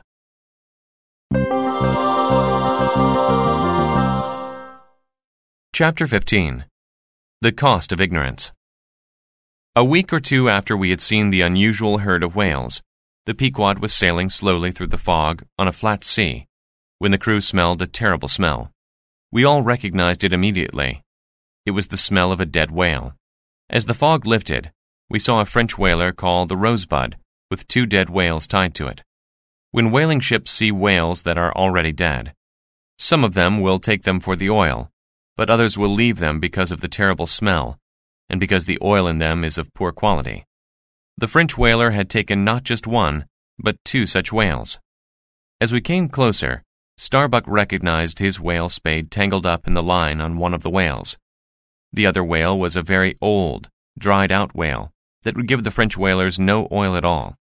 Old whalers know, however, that inside such whales, it was often possible to find a small quantity of something very valuable, called ambergris. This is used to make perfumes and precious candles, but not all whalers know about it. Starbuck thought that because the whaler was French, they might not realize that they had a whale that might have ambergris in it, and decided to try and get it for himself. He rowed across to the Rosebud and discovered that the only person on board who could speak English was the first mate. Starbuck asked him whether they had seen the white whale. They had never heard of a white whale, so Starbuck immediately rowed back to the Pequod and told Ahab, who was waiting on the deck. As soon as Starbuck had told him the Rosebud's reply, Ahab went back to his cabin, while Starbuck returned to the Rosebud. He told the first mate that it was useless trying to get oil from these 2 whales, and the first mate agreed. "We all know it," he said, "and we hate working in this terrible smell, but the captain is on his first voyage and will not believe us when we tell him it's useless. He thinks we are just lazy." The smell was so bad that some of the crew held ropes in front of their noses, while others cut the stems from their pipes and smoked tobacco so that the smoke went up their noses. Starbuck and the first mate came to an agreement, and together they went to see the captain of the Rosebud. With the first mate acting as translator, Starbuck told him that working on dead whales like these was dangerous and could result in serious illness on his ship. Only yesterday we spoke to a ship where the captain, first mate, and 6 of the crew had died of a sickness they caught from a dead whale they found floating in the sea. The captain rushed from his cabin and told the crew to cut the whales loose. Then he lowered his boats and towed the Rosebud away from the whales as quickly as he could. When the ship was out of sight, Starbuck went back to the dead whale and began to cut it open just behind one of the fins, where he found the ambergris he wanted. He pulled out about 6 handfuls, but Ahab came out of his cabin and told him to stop. "We won't find the white whale that way," he growled. When the boats are lowered on a whaling ship, some of the crew must stay on the ship to look after it. On the Pequod, one of those people was Pip, a short, intelligent young man. He was always happy and ready to laugh. When one of Stubbs' rowers injured his hand, Pip was chosen to replace him in the boat. On his first trip, he was very nervous, but they were unable to harpoon the whale, and the boat returned safely to the ship. On the second lowering, they harpooned the whale, but Pip was so nervous that he jumped up and fell out of the boat, getting himself entangled in the line. The line came up quickly around his throat, and would have killed him if Tashtigo had not cut the rope. The whale, of course, escaped, and the entire crew was angry with poor young Pip. "If you fall out of the boat again," shouted Stubb, "I will not stop to pick you up. Remember that." Pip did remember it, but the next time the boat was lowered, it happened again. This time, however, he was not entangled in the line, and the boat continued chasing the whale, leaving Pip in the ocean. It was a calm day, and it was not difficult for him to keep swimming. Stubb thought that one of the other boats would pick him up, but the other boats had seen another whale and changed direction to chase it, leaving Pip all alone in the sea. He kept himself on the surface of the water, but he could see nothing but water and sky. You can picture his little head, a speck in the middle of a vast, empty blue world. It was only by chance that, many hours later, the Pequod itself saw that little speck and pulled Pip to safety. However, from that day on, he was completely mad. The sea had kept his body afloat, but it had drowned his spirit. Stubb, meanwhile, had killed the whale and brought it back to the Pequod. The spermaceti was taken from the head in the way I described earlier. This whale's spermaceti had lumps in it, and it was my job, together with some others, to find these lumps in the tubs and squeeze them back to a fluid state. This was very enjoyable work because the spermaceti was so soft and had such a sweet smell. Sometimes I squeezed my fellow workers' hands by mistake, thinking they were lumps of hardened oil. It was all so pleasant that I forgot about our terrible promise to hunt Moby Dick, and I wished I could keep my fingers in that sweet oil forever.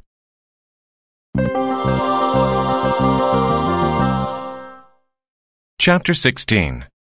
First News of Moby Dick. American whaling ships are different from other whaling ships because they have try-works on board. The try-works is where the whale's blubber is boiled and turned into oil. This is how it works. When the blubber is stripped from the whale, it is taken to the blubber room. There it is cut into very thin strips by a man called a mincer. He stands on the strip of blubber and slices it with a spade. This is dangerous work, and it is unusual to meet a mincer who still has 10 toes. The strips must be as thin as he can make them, because if they are thin, they boil more easily and give more oil. The blubber room has some very strong timbers on the floor because it carries the weight of a heavy mass of bricks, 10 feet by 8 square and 5 feet high. Inside this mass of bricks, there are 2 large iron pots, which are kept very clean when not in use. Under the pots, there are fireplaces, and under the fireplace is a shallow tunnel. Water is fed into this tunnel when the fires are lit, so that heat does not harm the wooden deck.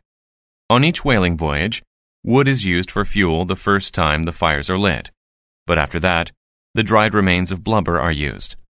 Dried blubber burns very well, but its smoke has a terrible smell which all the blubber room workers must breathe. It was the harpooner's job to look after the fire and throw blubber into the pots, where it melted into boiling oil. In the darkness of the night, the ship's white sails pushed it over the black waters as the red flames danced under the try-pots, and sailors watched and told each other frightening stories by its flickering light. From the helm, where I stood steering the ship for many hours, it looked like a scene from hell, and made you think sad thoughts. The world is not a happy place. One night I fell asleep while looking at this scene, thinking it a dream, and almost capsized the ship. I was very lucky to avoid disaster that night.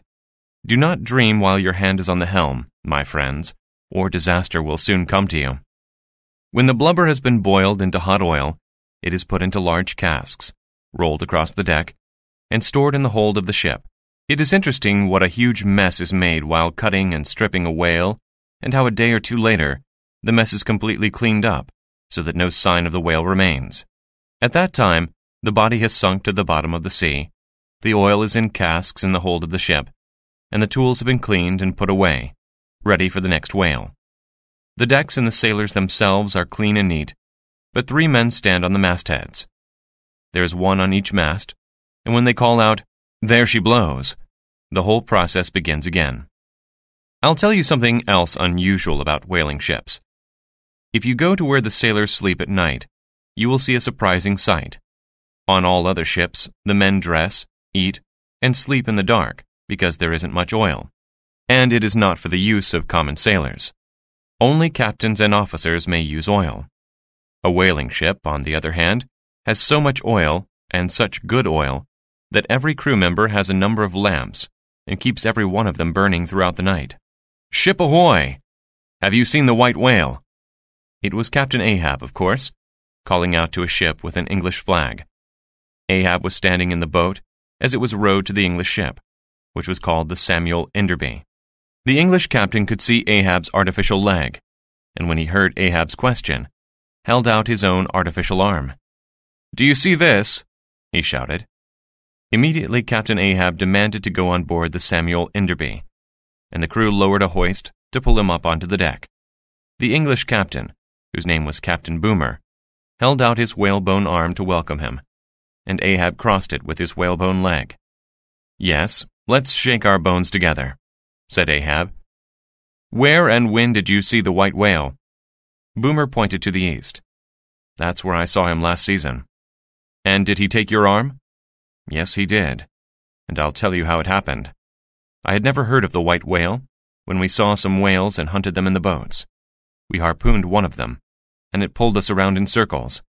Suddenly, a huge white whale came up and began to snap at the harpoon line, trying to free the other whale. It had some harpoons stuck in it, too. That was him, Moby Dick, and those were my harpoons, shouted Ahab excitedly. Somehow, continued Boomer, the line got caught in his teeth, and our boat ran into the white whale's back. The other whale escaped, and I decided that since this was the largest whale I had ever seen, I would capture it. I grabbed a harpoon and struck the whale with it. The next moment, I could see nothing because there was so much foam, until I saw his huge tail go up in the air and then come down on my boat. The boat broke in half, and he swam through the pieces. I grabbed the harpoon I had put into him, but he dived, and the harpoon tore my arm to pieces. Couldn't they save it? They tried, but the wound would not heal, and eventually the ship's doctor had to cut it off. Fortunately, he was able to replace it with this artificial arm made of whalebone. I carved the arm myself, and put a large knob on the end of it, like a fist. What happened to the whale? Did you see him again? Asked Ahab. Yes, we saw him again twice, but we did not try to capture him again, because we thought he had caused enough damage. When did you see him last, and which way was he going? Roared Ahab. He was going east. But surely you are not going... But Ahab was not listening.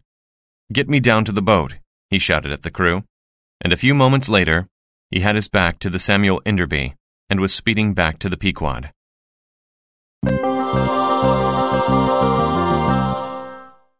Chapter 17. Captain Ahab and Starbuck. As we sail away from the Samuel Enderby, I should tell you that the ship was named after the first great English whale hunter. He and his sons were the first to hunt sperm whales in the Pacific. Many years after the events of my story, I had the opportunity to go aboard the Samuel Enderby and had a very good meal on it. This, by the way, is a tradition among whaling ships. While trading ships often starve their crews, whaling ships always have huge quantities of food and drink for the sailors. They have plenty of room to carry all this food, since they do not carry a cargo.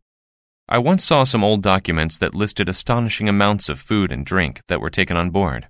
But before we go any further, I want to tell you about the whale skeleton. Once, when I was visiting the island of Trank, I saw the huge skeleton of a dead whale that had been washed ashore in a storm. The islanders had dragged the skeleton into the jungle, where it still rested among the trees. A truly marvelous sight. The islanders used the skeleton as a kind of temple and burned leaves so that smoke came from the spout hole in its head. When I visited this skeleton, I carefully measured it and wrote the measurements on my arm. Later, I had them made into a tattoo so that I could never forget them. The skeleton was 72 feet long, which means that the whale itself was about 90 feet long because of its tail and the boneless material of its head. The head was about 20 feet, and the backbone over 50 feet long. There were 10 ribs on each side of the backbone. The first rib, beginning at the neck, was 6 feet long. Each rib after that was a bit longer until you came to the fifth rib, which was over 8 feet long. They then became smaller again. Of course, the living whale is a lot larger than this because of its blubber. The backbone of this whale had 40 bones in it.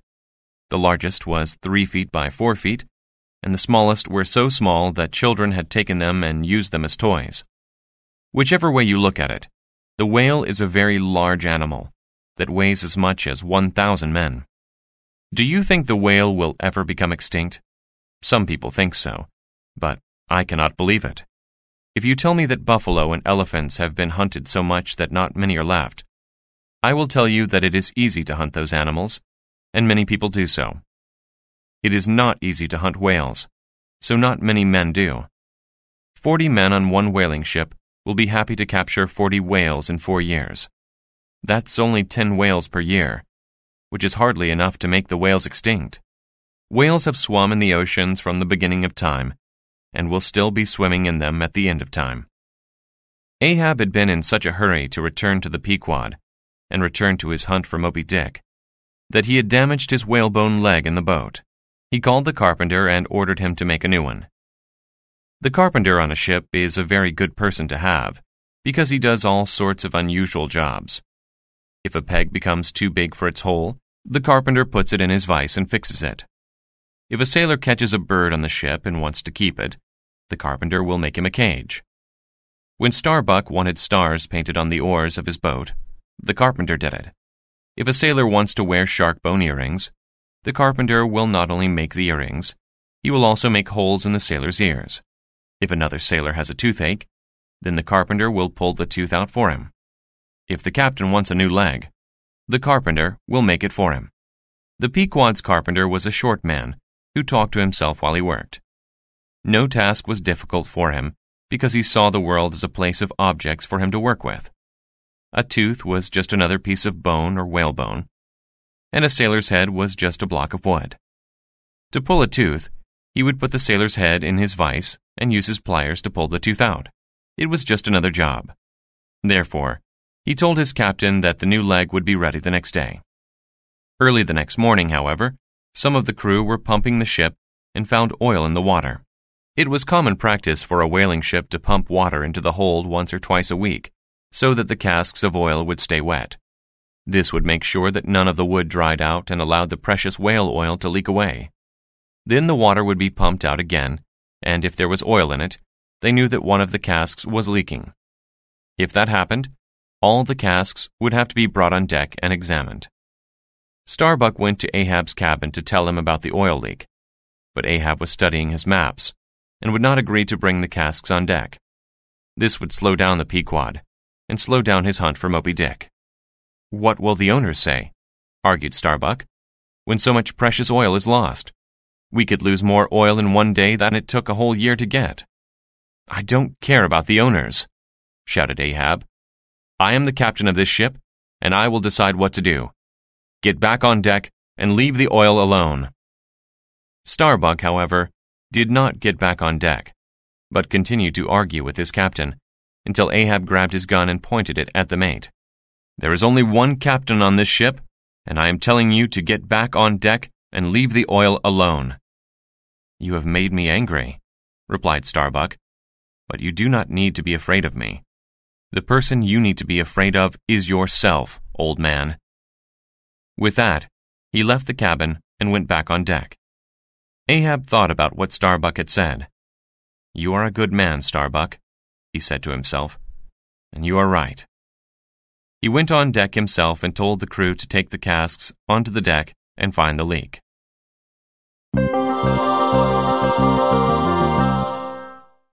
Chapter 18. Danger, Beauty, and Success. The crew began to take the casks onto the deck. More and more casks were brought up, and after a while, it became difficult to move around on the decks. Fortunately, the weather was calm. A storm would surely have caused a few casks to fall overboard. It was Queequeg's job to examine the casks while they were still down in the hold. It was hot work in the wet hold, and it was no surprise that while he was doing this, he became ill with a fever. He had to be brought out of the hold and carried to his bed. For several days, he lay in his bed, not eating. He became very thin. His eyes seemed to become larger and larger, and everybody on the ship was certain that he would soon die. Queequeg called one of the crew to him one morning and told him that when he was in Nantucket, he had seen a canoe that was very similar to the canoes in his native land. He had discovered that these canoes were used to bury whaling sailors when they died. He told the sailor that he wanted such a canoe for himself. In his native land, he said, dead people were put in canoes like this and sent out to sea, and he liked this more than being thrown into the sea to be eaten by sharks. The carpenter found some old dark wood and made a canoe for Queequeg.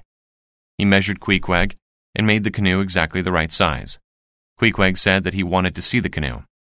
They brought it to him, and then he asked to be put into it. They put him into it with his harpoon and his little yojo. Queequeg lay there with his eyes closed. "It's good," he said at last, and asked to be put back in his bed. The next day, everybody was surprised to see that he was a lot better. He told them that he was not ready to die yet, because he had suddenly remembered a small job that he had to do when he returned to land. Within a few days, he was so much better that he jumped out of bed and declared himself ready for work again. The canoe that was to be his coffin now became a cupboard for his clothes, and he spent many hours carving strange shapes into its lid. It was at about this time that we sailed past the Bashi Islands and came into the great Pacific Ocean. It is the largest, and in some ways, the only sea in the world, for all other seas and oceans are just branches of it. Here the mighty waves roll for 1,000 leagues and wash the shores of every land. All the dreams, hopes, and despairs of mankind are in this ocean. It was a glorious sight, but Ahab could not enjoy it.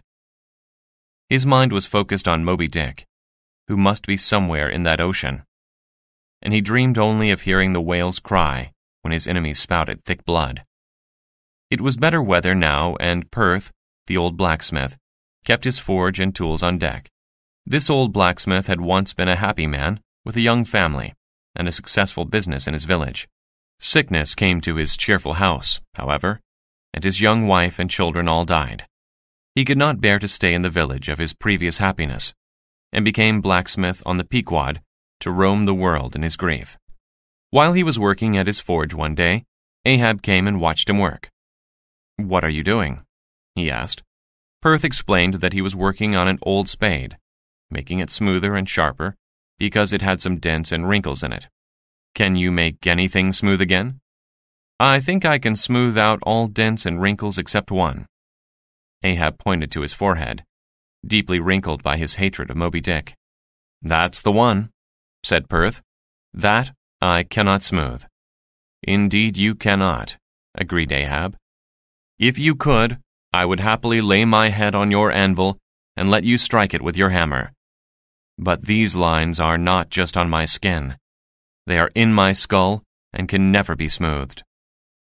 Then Ahab asked him to make a special harpoon, using some old horseshoe nails that he had brought with him. "Horseshoe nails are made of the hardest and best stuff that we blacksmiths can make," said Perth. He made the rods for the harpoon, but Ahab would not let him put them together. He wanted to do this himself. Then he ordered the blacksmith to put the barbs on it, made of his own razors.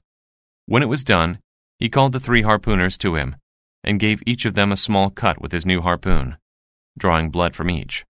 "Now it is baptized," he cried, "and it will hunt the white monster." Pip, the young boy who had fallen out of the whaleboat and gone mad, saw it all and laughed. In this lovely, nice weather, we sailed further and further into the Japanese whaling grounds. The sea was so wonderfully friendly that it seemed almost as if we were on land, and you could imagine children playing on the blue-green carpet just beyond the next rolling, hill-like wave. You forgot how terribly frightening were the dangers that waited beneath its surface. Such beauty and such danger. We met the Bachelor, a Nantucket ship that had filled itself with whale oil and was now going home. All its casks were full, the hold was full, the cooking pots and the pots in the try-works were full. Extra casks bought from less fortunate ships were full too, and tied on the decks. Beef and bread had been given away to other ships, so that they could fill the empty casks with more whale oil. Everything was full of whale oil. The sailors had made their sea chests waterproof and filled them, and even the coffee pots were full of oil. Only the pockets of the captain's trousers were empty, so that he could put his hands in them and stand looking at his success with satisfaction. As we came near them, we could see the men in the masthead wearing red ribbons in their hair, and we could hear the sailors making music and dancing on the deck. Their smiling captain raised a bottle and a glass toward us and invited us to come aboard. "Have you seen the white whale?" asked Ahab grimly. "We've heard of him, but have never seen him, and don't believe he exists. So come aboard and join the fun." "You're too happy for us," replied Captain Ahab, and ordered the Pequod to sail on into the wind.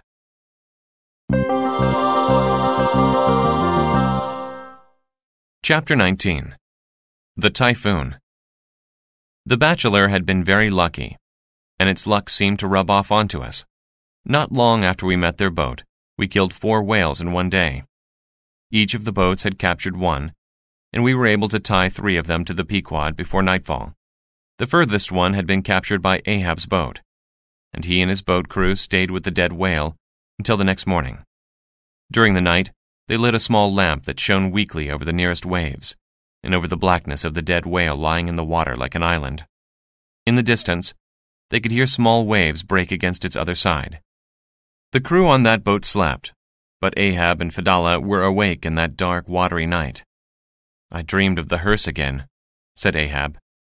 Fedallah grinned, and the weak light made strange shadows on his dark face. "I told you that you will never have a hearse or even a coffin. Before you die, you will see 2 hearses on the sea, the first not made by man, and the second made of wood that was grown in America."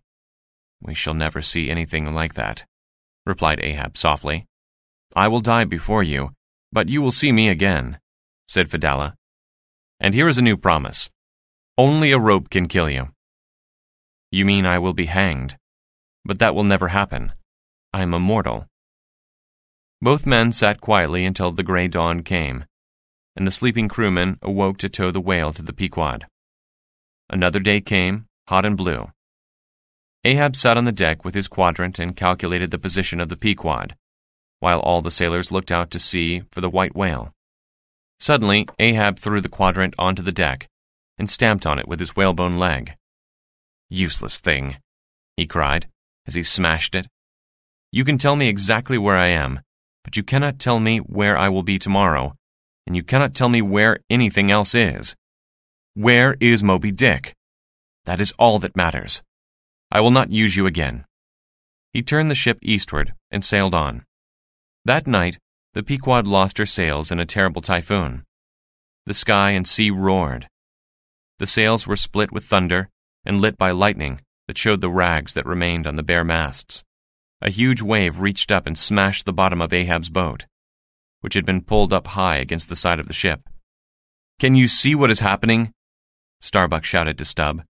"The wind is coming from the east, where Ahab wants to find Moby Dick, and it has damaged his boat.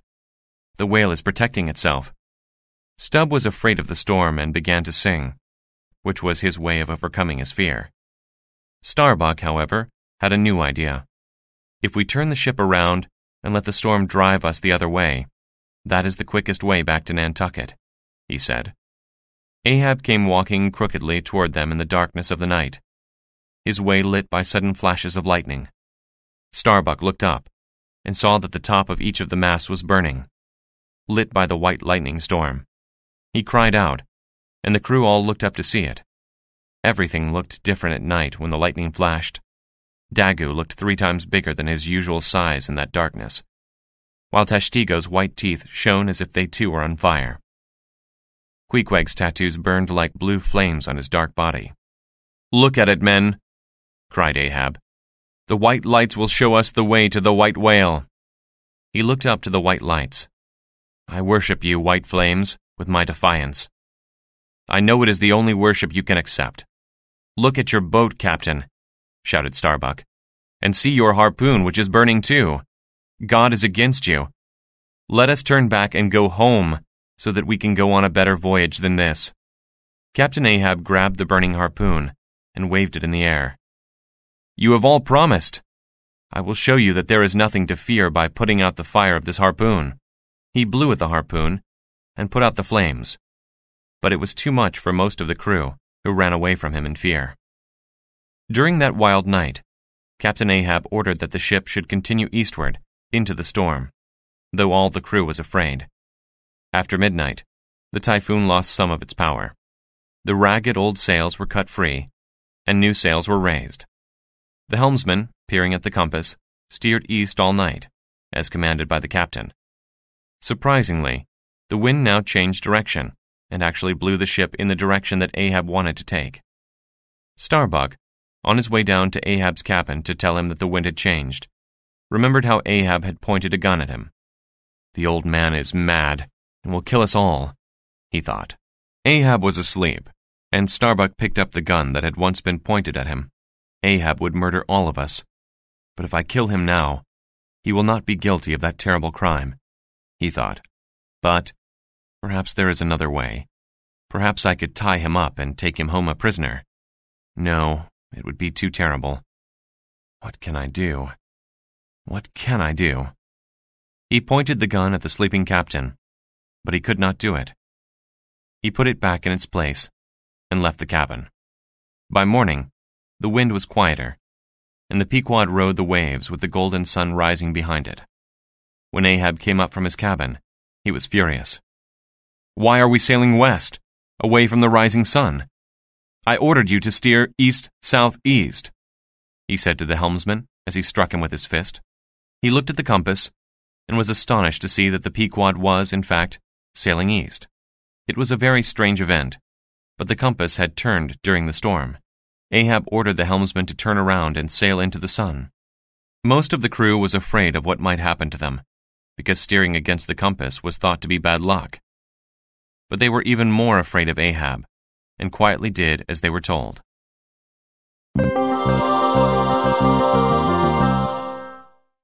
Chapter 20. Closing in on Moby Dick. We had neither quadrant nor compass. Now the log line, which told us how far the ship traveled each day, broke. We sailed on, but the crew was certain that something bad was about to happen. And it did. One sailor climbed to the masthead early one morning, but fell off into the water. The life buoy was thrown in, but the sailor never came to the surface. The life buoy, meanwhile, because it was old, also sank. The sailors were sad to lose one of their fellows, but they felt better that something bad had already happened. Now they no longer needed to be afraid. A new life buoy had to be made, but nothing could be found that would float except Queequeg's coffin. Starbuck told the carpenter to make the coffin watertight, so that it could be used as a life buoy. The carpenter did not like it, but he had no choice, and followed the mate's orders, putting 30 separate lifelines on it. "Then there will be 30 people fighting for one coffin," he said as he began to work, "and that will be an unusual sight." The next day, we saw a large ship sailing toward us, and all its masts were full of men. As it came near, it stopped, and Ahab called out, "Have you seen the white whale?" "Yes, we saw it yesterday." "But have you seen a whaleboat that is lost?" "No, we haven't," replied Ahab as their captain came aboard. Captain Ahab knew this man, but did not greet him except to ask, "Where was he? Was he killed?" The captain of the Rachel, for that was the name of the other ship, told us what had happened. Late in the afternoon of the previous day, they had seen some whales, and 3 of the boats had been lowered to give chase. They had traveled about 4 or 5 miles from the ship when Moby Dick had suddenly appeared. They immediately lowered their 4th boat to give chase. The harpooner struck the white whale, but it swam away, dragging the boat with it in the opposite direction to the other 3 boats. The Rachel had gone to get the first 3 boats, and eventually returned for the 4th. However, they could not find it, and had been searching for it ever since. The captain asked Captain Ahab to help him find the 4th boat. "My 12-year-old son is on it," he cried. "Please help me. I'll pay you to search with me for 2 days, but I must find my son. I know you will help me because I know that you, too, have a son." The crew of the Pequod watched their captain as he stood and stared at the other captain. "Captain Gardner, I will not help you. I am losing time. Goodbye, and God bless you, but I must go." Ahab turned and went to his cabin. Captain Gardner stood for a moment and then rushed back to his boat. Soon the Rachel continued its search for the lost boat and the captain's lost son. Now that Ahab was so close to his enemy, he remained on deck even to eat his meals, always watching for the white whale. Fedallah was always there too, watching with him, although the 2 men never spoke to each other. During the day, Ahab continually called out to the men on the mastheads, asking what they could see. 3 or 4 days passed without any sighting of the whale, and Ahab thought that his crew might not tell him if they saw the whale. He made a basket and had himself pulled up to the masthead with it. "I will be the first to see it," he declared. The basket's rope was tied to the deck, and Starbuck watched to see that it did not come undone. If it did, Ahab would plunge into the sea. Before Ahab had been on the masthead for 10 minutes, a white bird took his hat and flew away. Neither it nor the hat were ever seen again. More days went by, and still we saw no whale. We met another ship, this time badly named the Delight. It had also met the white whale, which had broken one of its boats. "Did you kill it?" asked Ahab. "The harpoon that can kill it has not been made," replied the Delight's captain. "Not made," roared Ahab, picking up his harpoon. "Look at this. I am holding his death in my hand. This harpoon has been baptized in blood and burned in lightning, and it will kill that cursed whale." "Good luck," cried the other captain sadly. "That whale killed 5 of my men yesterday, and I am just burying the last of them." He dropped a bag into the ocean, and it splashed our ship as the body sank into the water. The Pequod hurried on in search of Moby Dick. It was the most perfect of days. The soft blue sky kissed the gentle blue sea, and the sun gave its blessing to them both. Ahab, hard and unforgiving, his forehead full of wrinkles and his eyes glowing like coals, stood on the deck and looked at the sky. He turned and saw Starbuck standing nearby. "It was on a day like this, Starbuck, that I killed my first whale. I was 18, and have now been 40 years on the sea. In those 40 years, I have spent less than 3 on land. It has been a lonely, weary life, without fresh food and company. I married a young girl last year and left her the next day, making her a widow with her husband still alive. I'm an old fool, Starbuck, an old fool. What good has it done me to be on this wild hunt for Moby Dick? Starbuck, you must stay on board when I lower the boats for Moby Dick. That danger should not be yours. Oh, my captain, you are a grand old man, and have a good heart after all. Why should anyone chase that hated fish? Come away with me. I too have a wife and children. How happy we would all be to see Nantucket again. Come, let us give up this hunt and go home." But Ahab looked away. "What is it in me that works against my natural loving and longing and drives me on to seek revenge? Who makes me do what I do? Everything looks as sweet as new-mown hay on this perfect day. But do not be tricked, for shadows hide dangerous things, and we dare not sleep." Starbuck's face turned white with despair, and he walked slowly and sadly away.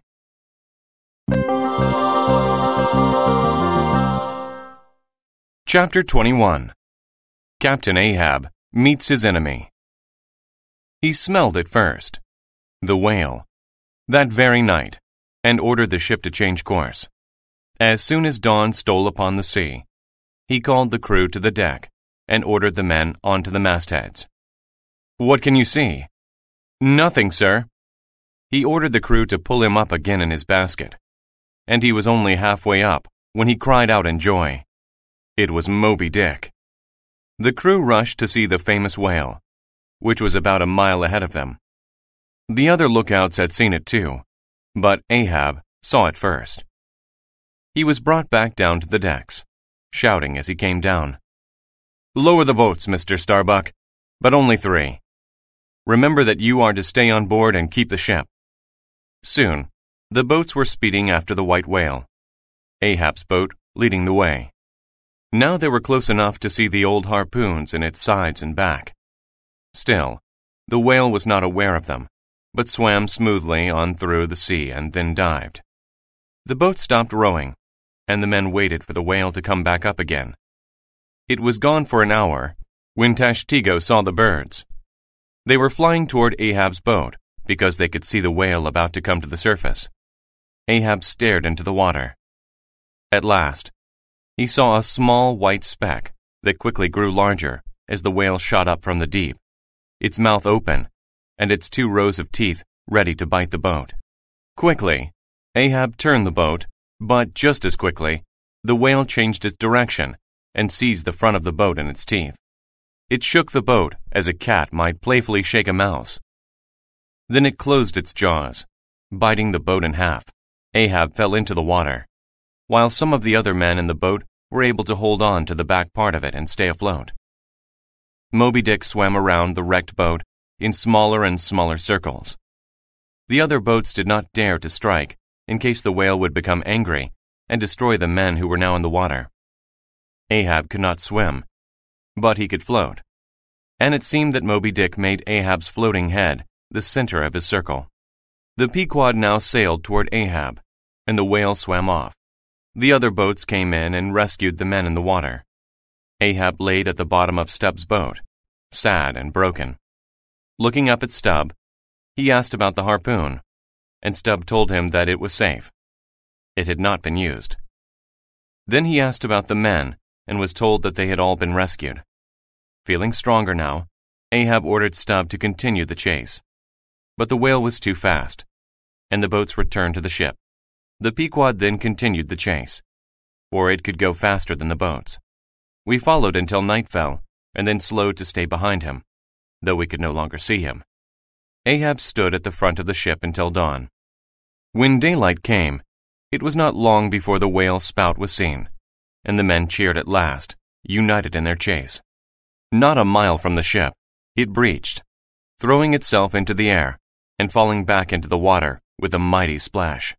The boats were lowered, including a spare one that had been prepared during the night, and the 3 crews set out after the whale. The whale turned and came straight toward them with open jaws. It took no notice of the harpoons that hit it from every boat. The lines of these harpoons were soon tangled up, and the boats were dragged along. Then it smashed Stubb's and Flask's boats with its tail and dived. The men in those boats grabbed pieces of the broken wood to keep themselves afloat. They saw Ahab's boat suddenly shoot up into air as the whale came up beneath it. The boat turned over and fell into the water upside down, and the men struggled from underneath it. The whale swam away, and the ship came to rescue the men. There was a lot of damage, but nobody seemed seriously injured, although Ahab's whalebone leg had broken off. Then it was discovered that Fedallah was missing, and Stubb said he had seen the strange harpooner caught in a rope and dragged under the water. Ahab was furious, and swore to kill Moby Dick if he had to circle the world 3 times to do it. "You will never capture him, old man," cried Starbuck. "It is madness. Why should we all be killed by this dreadful whale? Starbuck, you know how I feel about you, but in this matter of the whale, you must not speak again. Ahab is forever Ahab, and must kill Moby Dick. Tomorrow, he will rise again, but it will be for the last time." Once more, we followed the whale through the night, but the next morning, we could not see him. At midday, Ahab decided to turn around, thinking that he had sailed past him in the night. At last, we saw him coming toward us, and Ahab felt sure that he would capture his enemy that day. He ordered the boats to be lowered and shook hands with Starbuck, who pleaded with him not to go. As the boats rowed toward the whale, we could see the sharks following them. The whale dived and then breached right in front of the boats, damaging 2 of them. With a shock, Ahab saw dead Fedallah, tangled in a line and stuck to the whale. "You said I would see you again," he said. "Is my death near? Moby Dick is your hearse, but there must be another, you said." The Pequod sailed up to the damaged boats and rescued the men again, and they began work on repairing them while the ship and Ahab's boat turned and followed the departing whale. Sharks still followed the boat, biting the oars and breaking them. They came upon the whale, and Ahab thrust his harpoon into it. The whale turned and almost capsized the boat. 3 men fell out, but 2 quickly got back in while the others swam behind. The whale swam quickly, and the line broke. Then it turned and attacked the ship, smashing into it with its head. Water poured into the ship, and it started to sink. Ahab realized that the ship itself was the second hearse. He threw a harpoon at the whale, which raced away again. The line caught Ahab around the neck, pulled him out of the boat, and he was gone. The oarsmen stared, and then looked for the ship. It too was gone, and a moment later, the boat itself was sucked under the water by the ship's vortex. Having swallowed the Pequod, its boats, its captain, its mates, its harpooners, and its crew, the waves rolled on as they had done for thousands of years. I, Ishmael, live to tell this tale, because I was the one who fell from the boat and did not get back in. I saw it all. Then the coffin lifebuoy came floating to the surface. I climbed into it and was rescued 2 days later by the Rachel, which was still searching for the captain's lost son.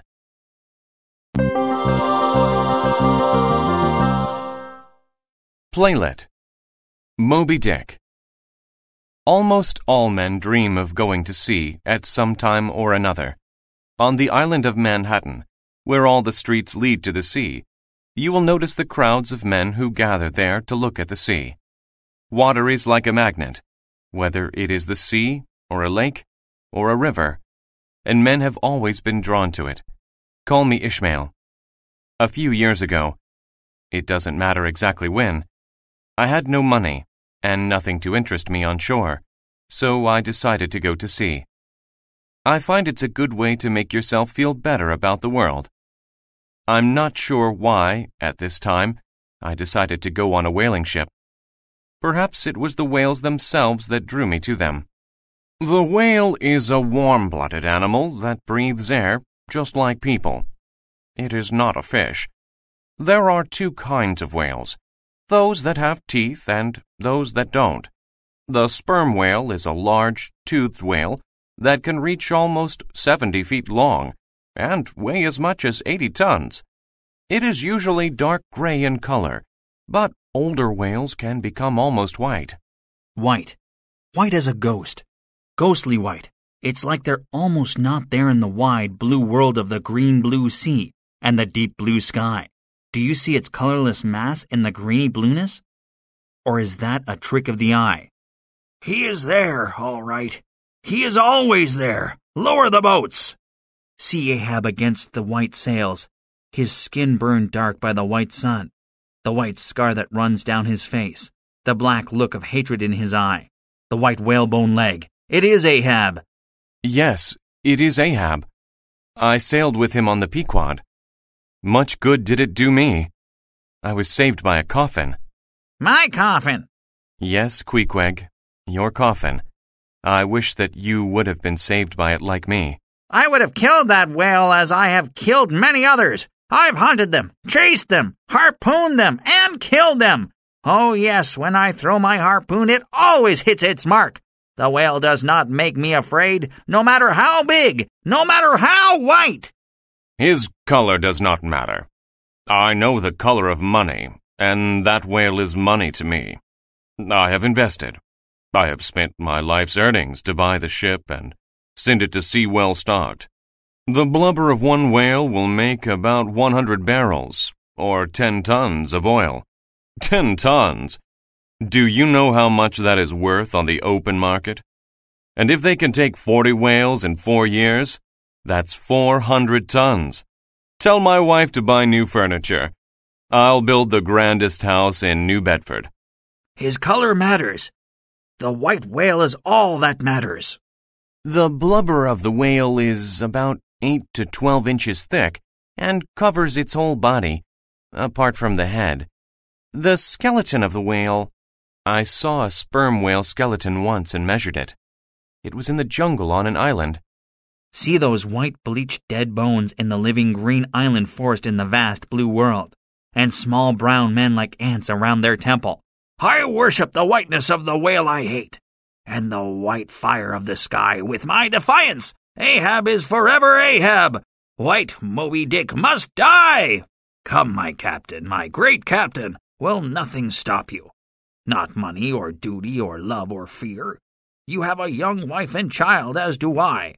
There is money to be gained in easier whaling. Remember the success of The Bachelor. Don't you hear the warnings of the gods and prophets?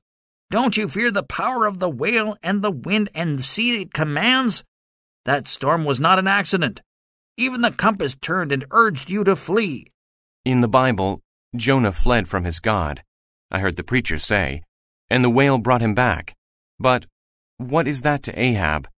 He hardens his face and sails into the wind. When it was still, on the most perfect of days, Ahab stared into the sea, thinking of his child, and dropped one precious tear of regret into the ocean. One precious drop of salty liquid human grief in the vast blueness of God's Pacific, and far off, deep under the blue, an almost visible white speck of 80 tons. Take warning, Ahab. The Pequod is my ship. The boats are my boats. The men are my men.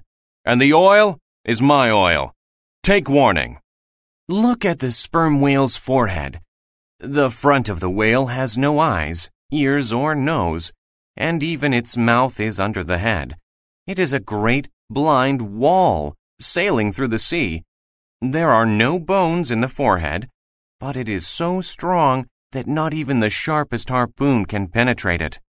Behind this forehead swims a giant creature full of powerful life. It is like a huge battering ram. Remember this about the forehead. Lower the boats! One last time, we lowered the boats.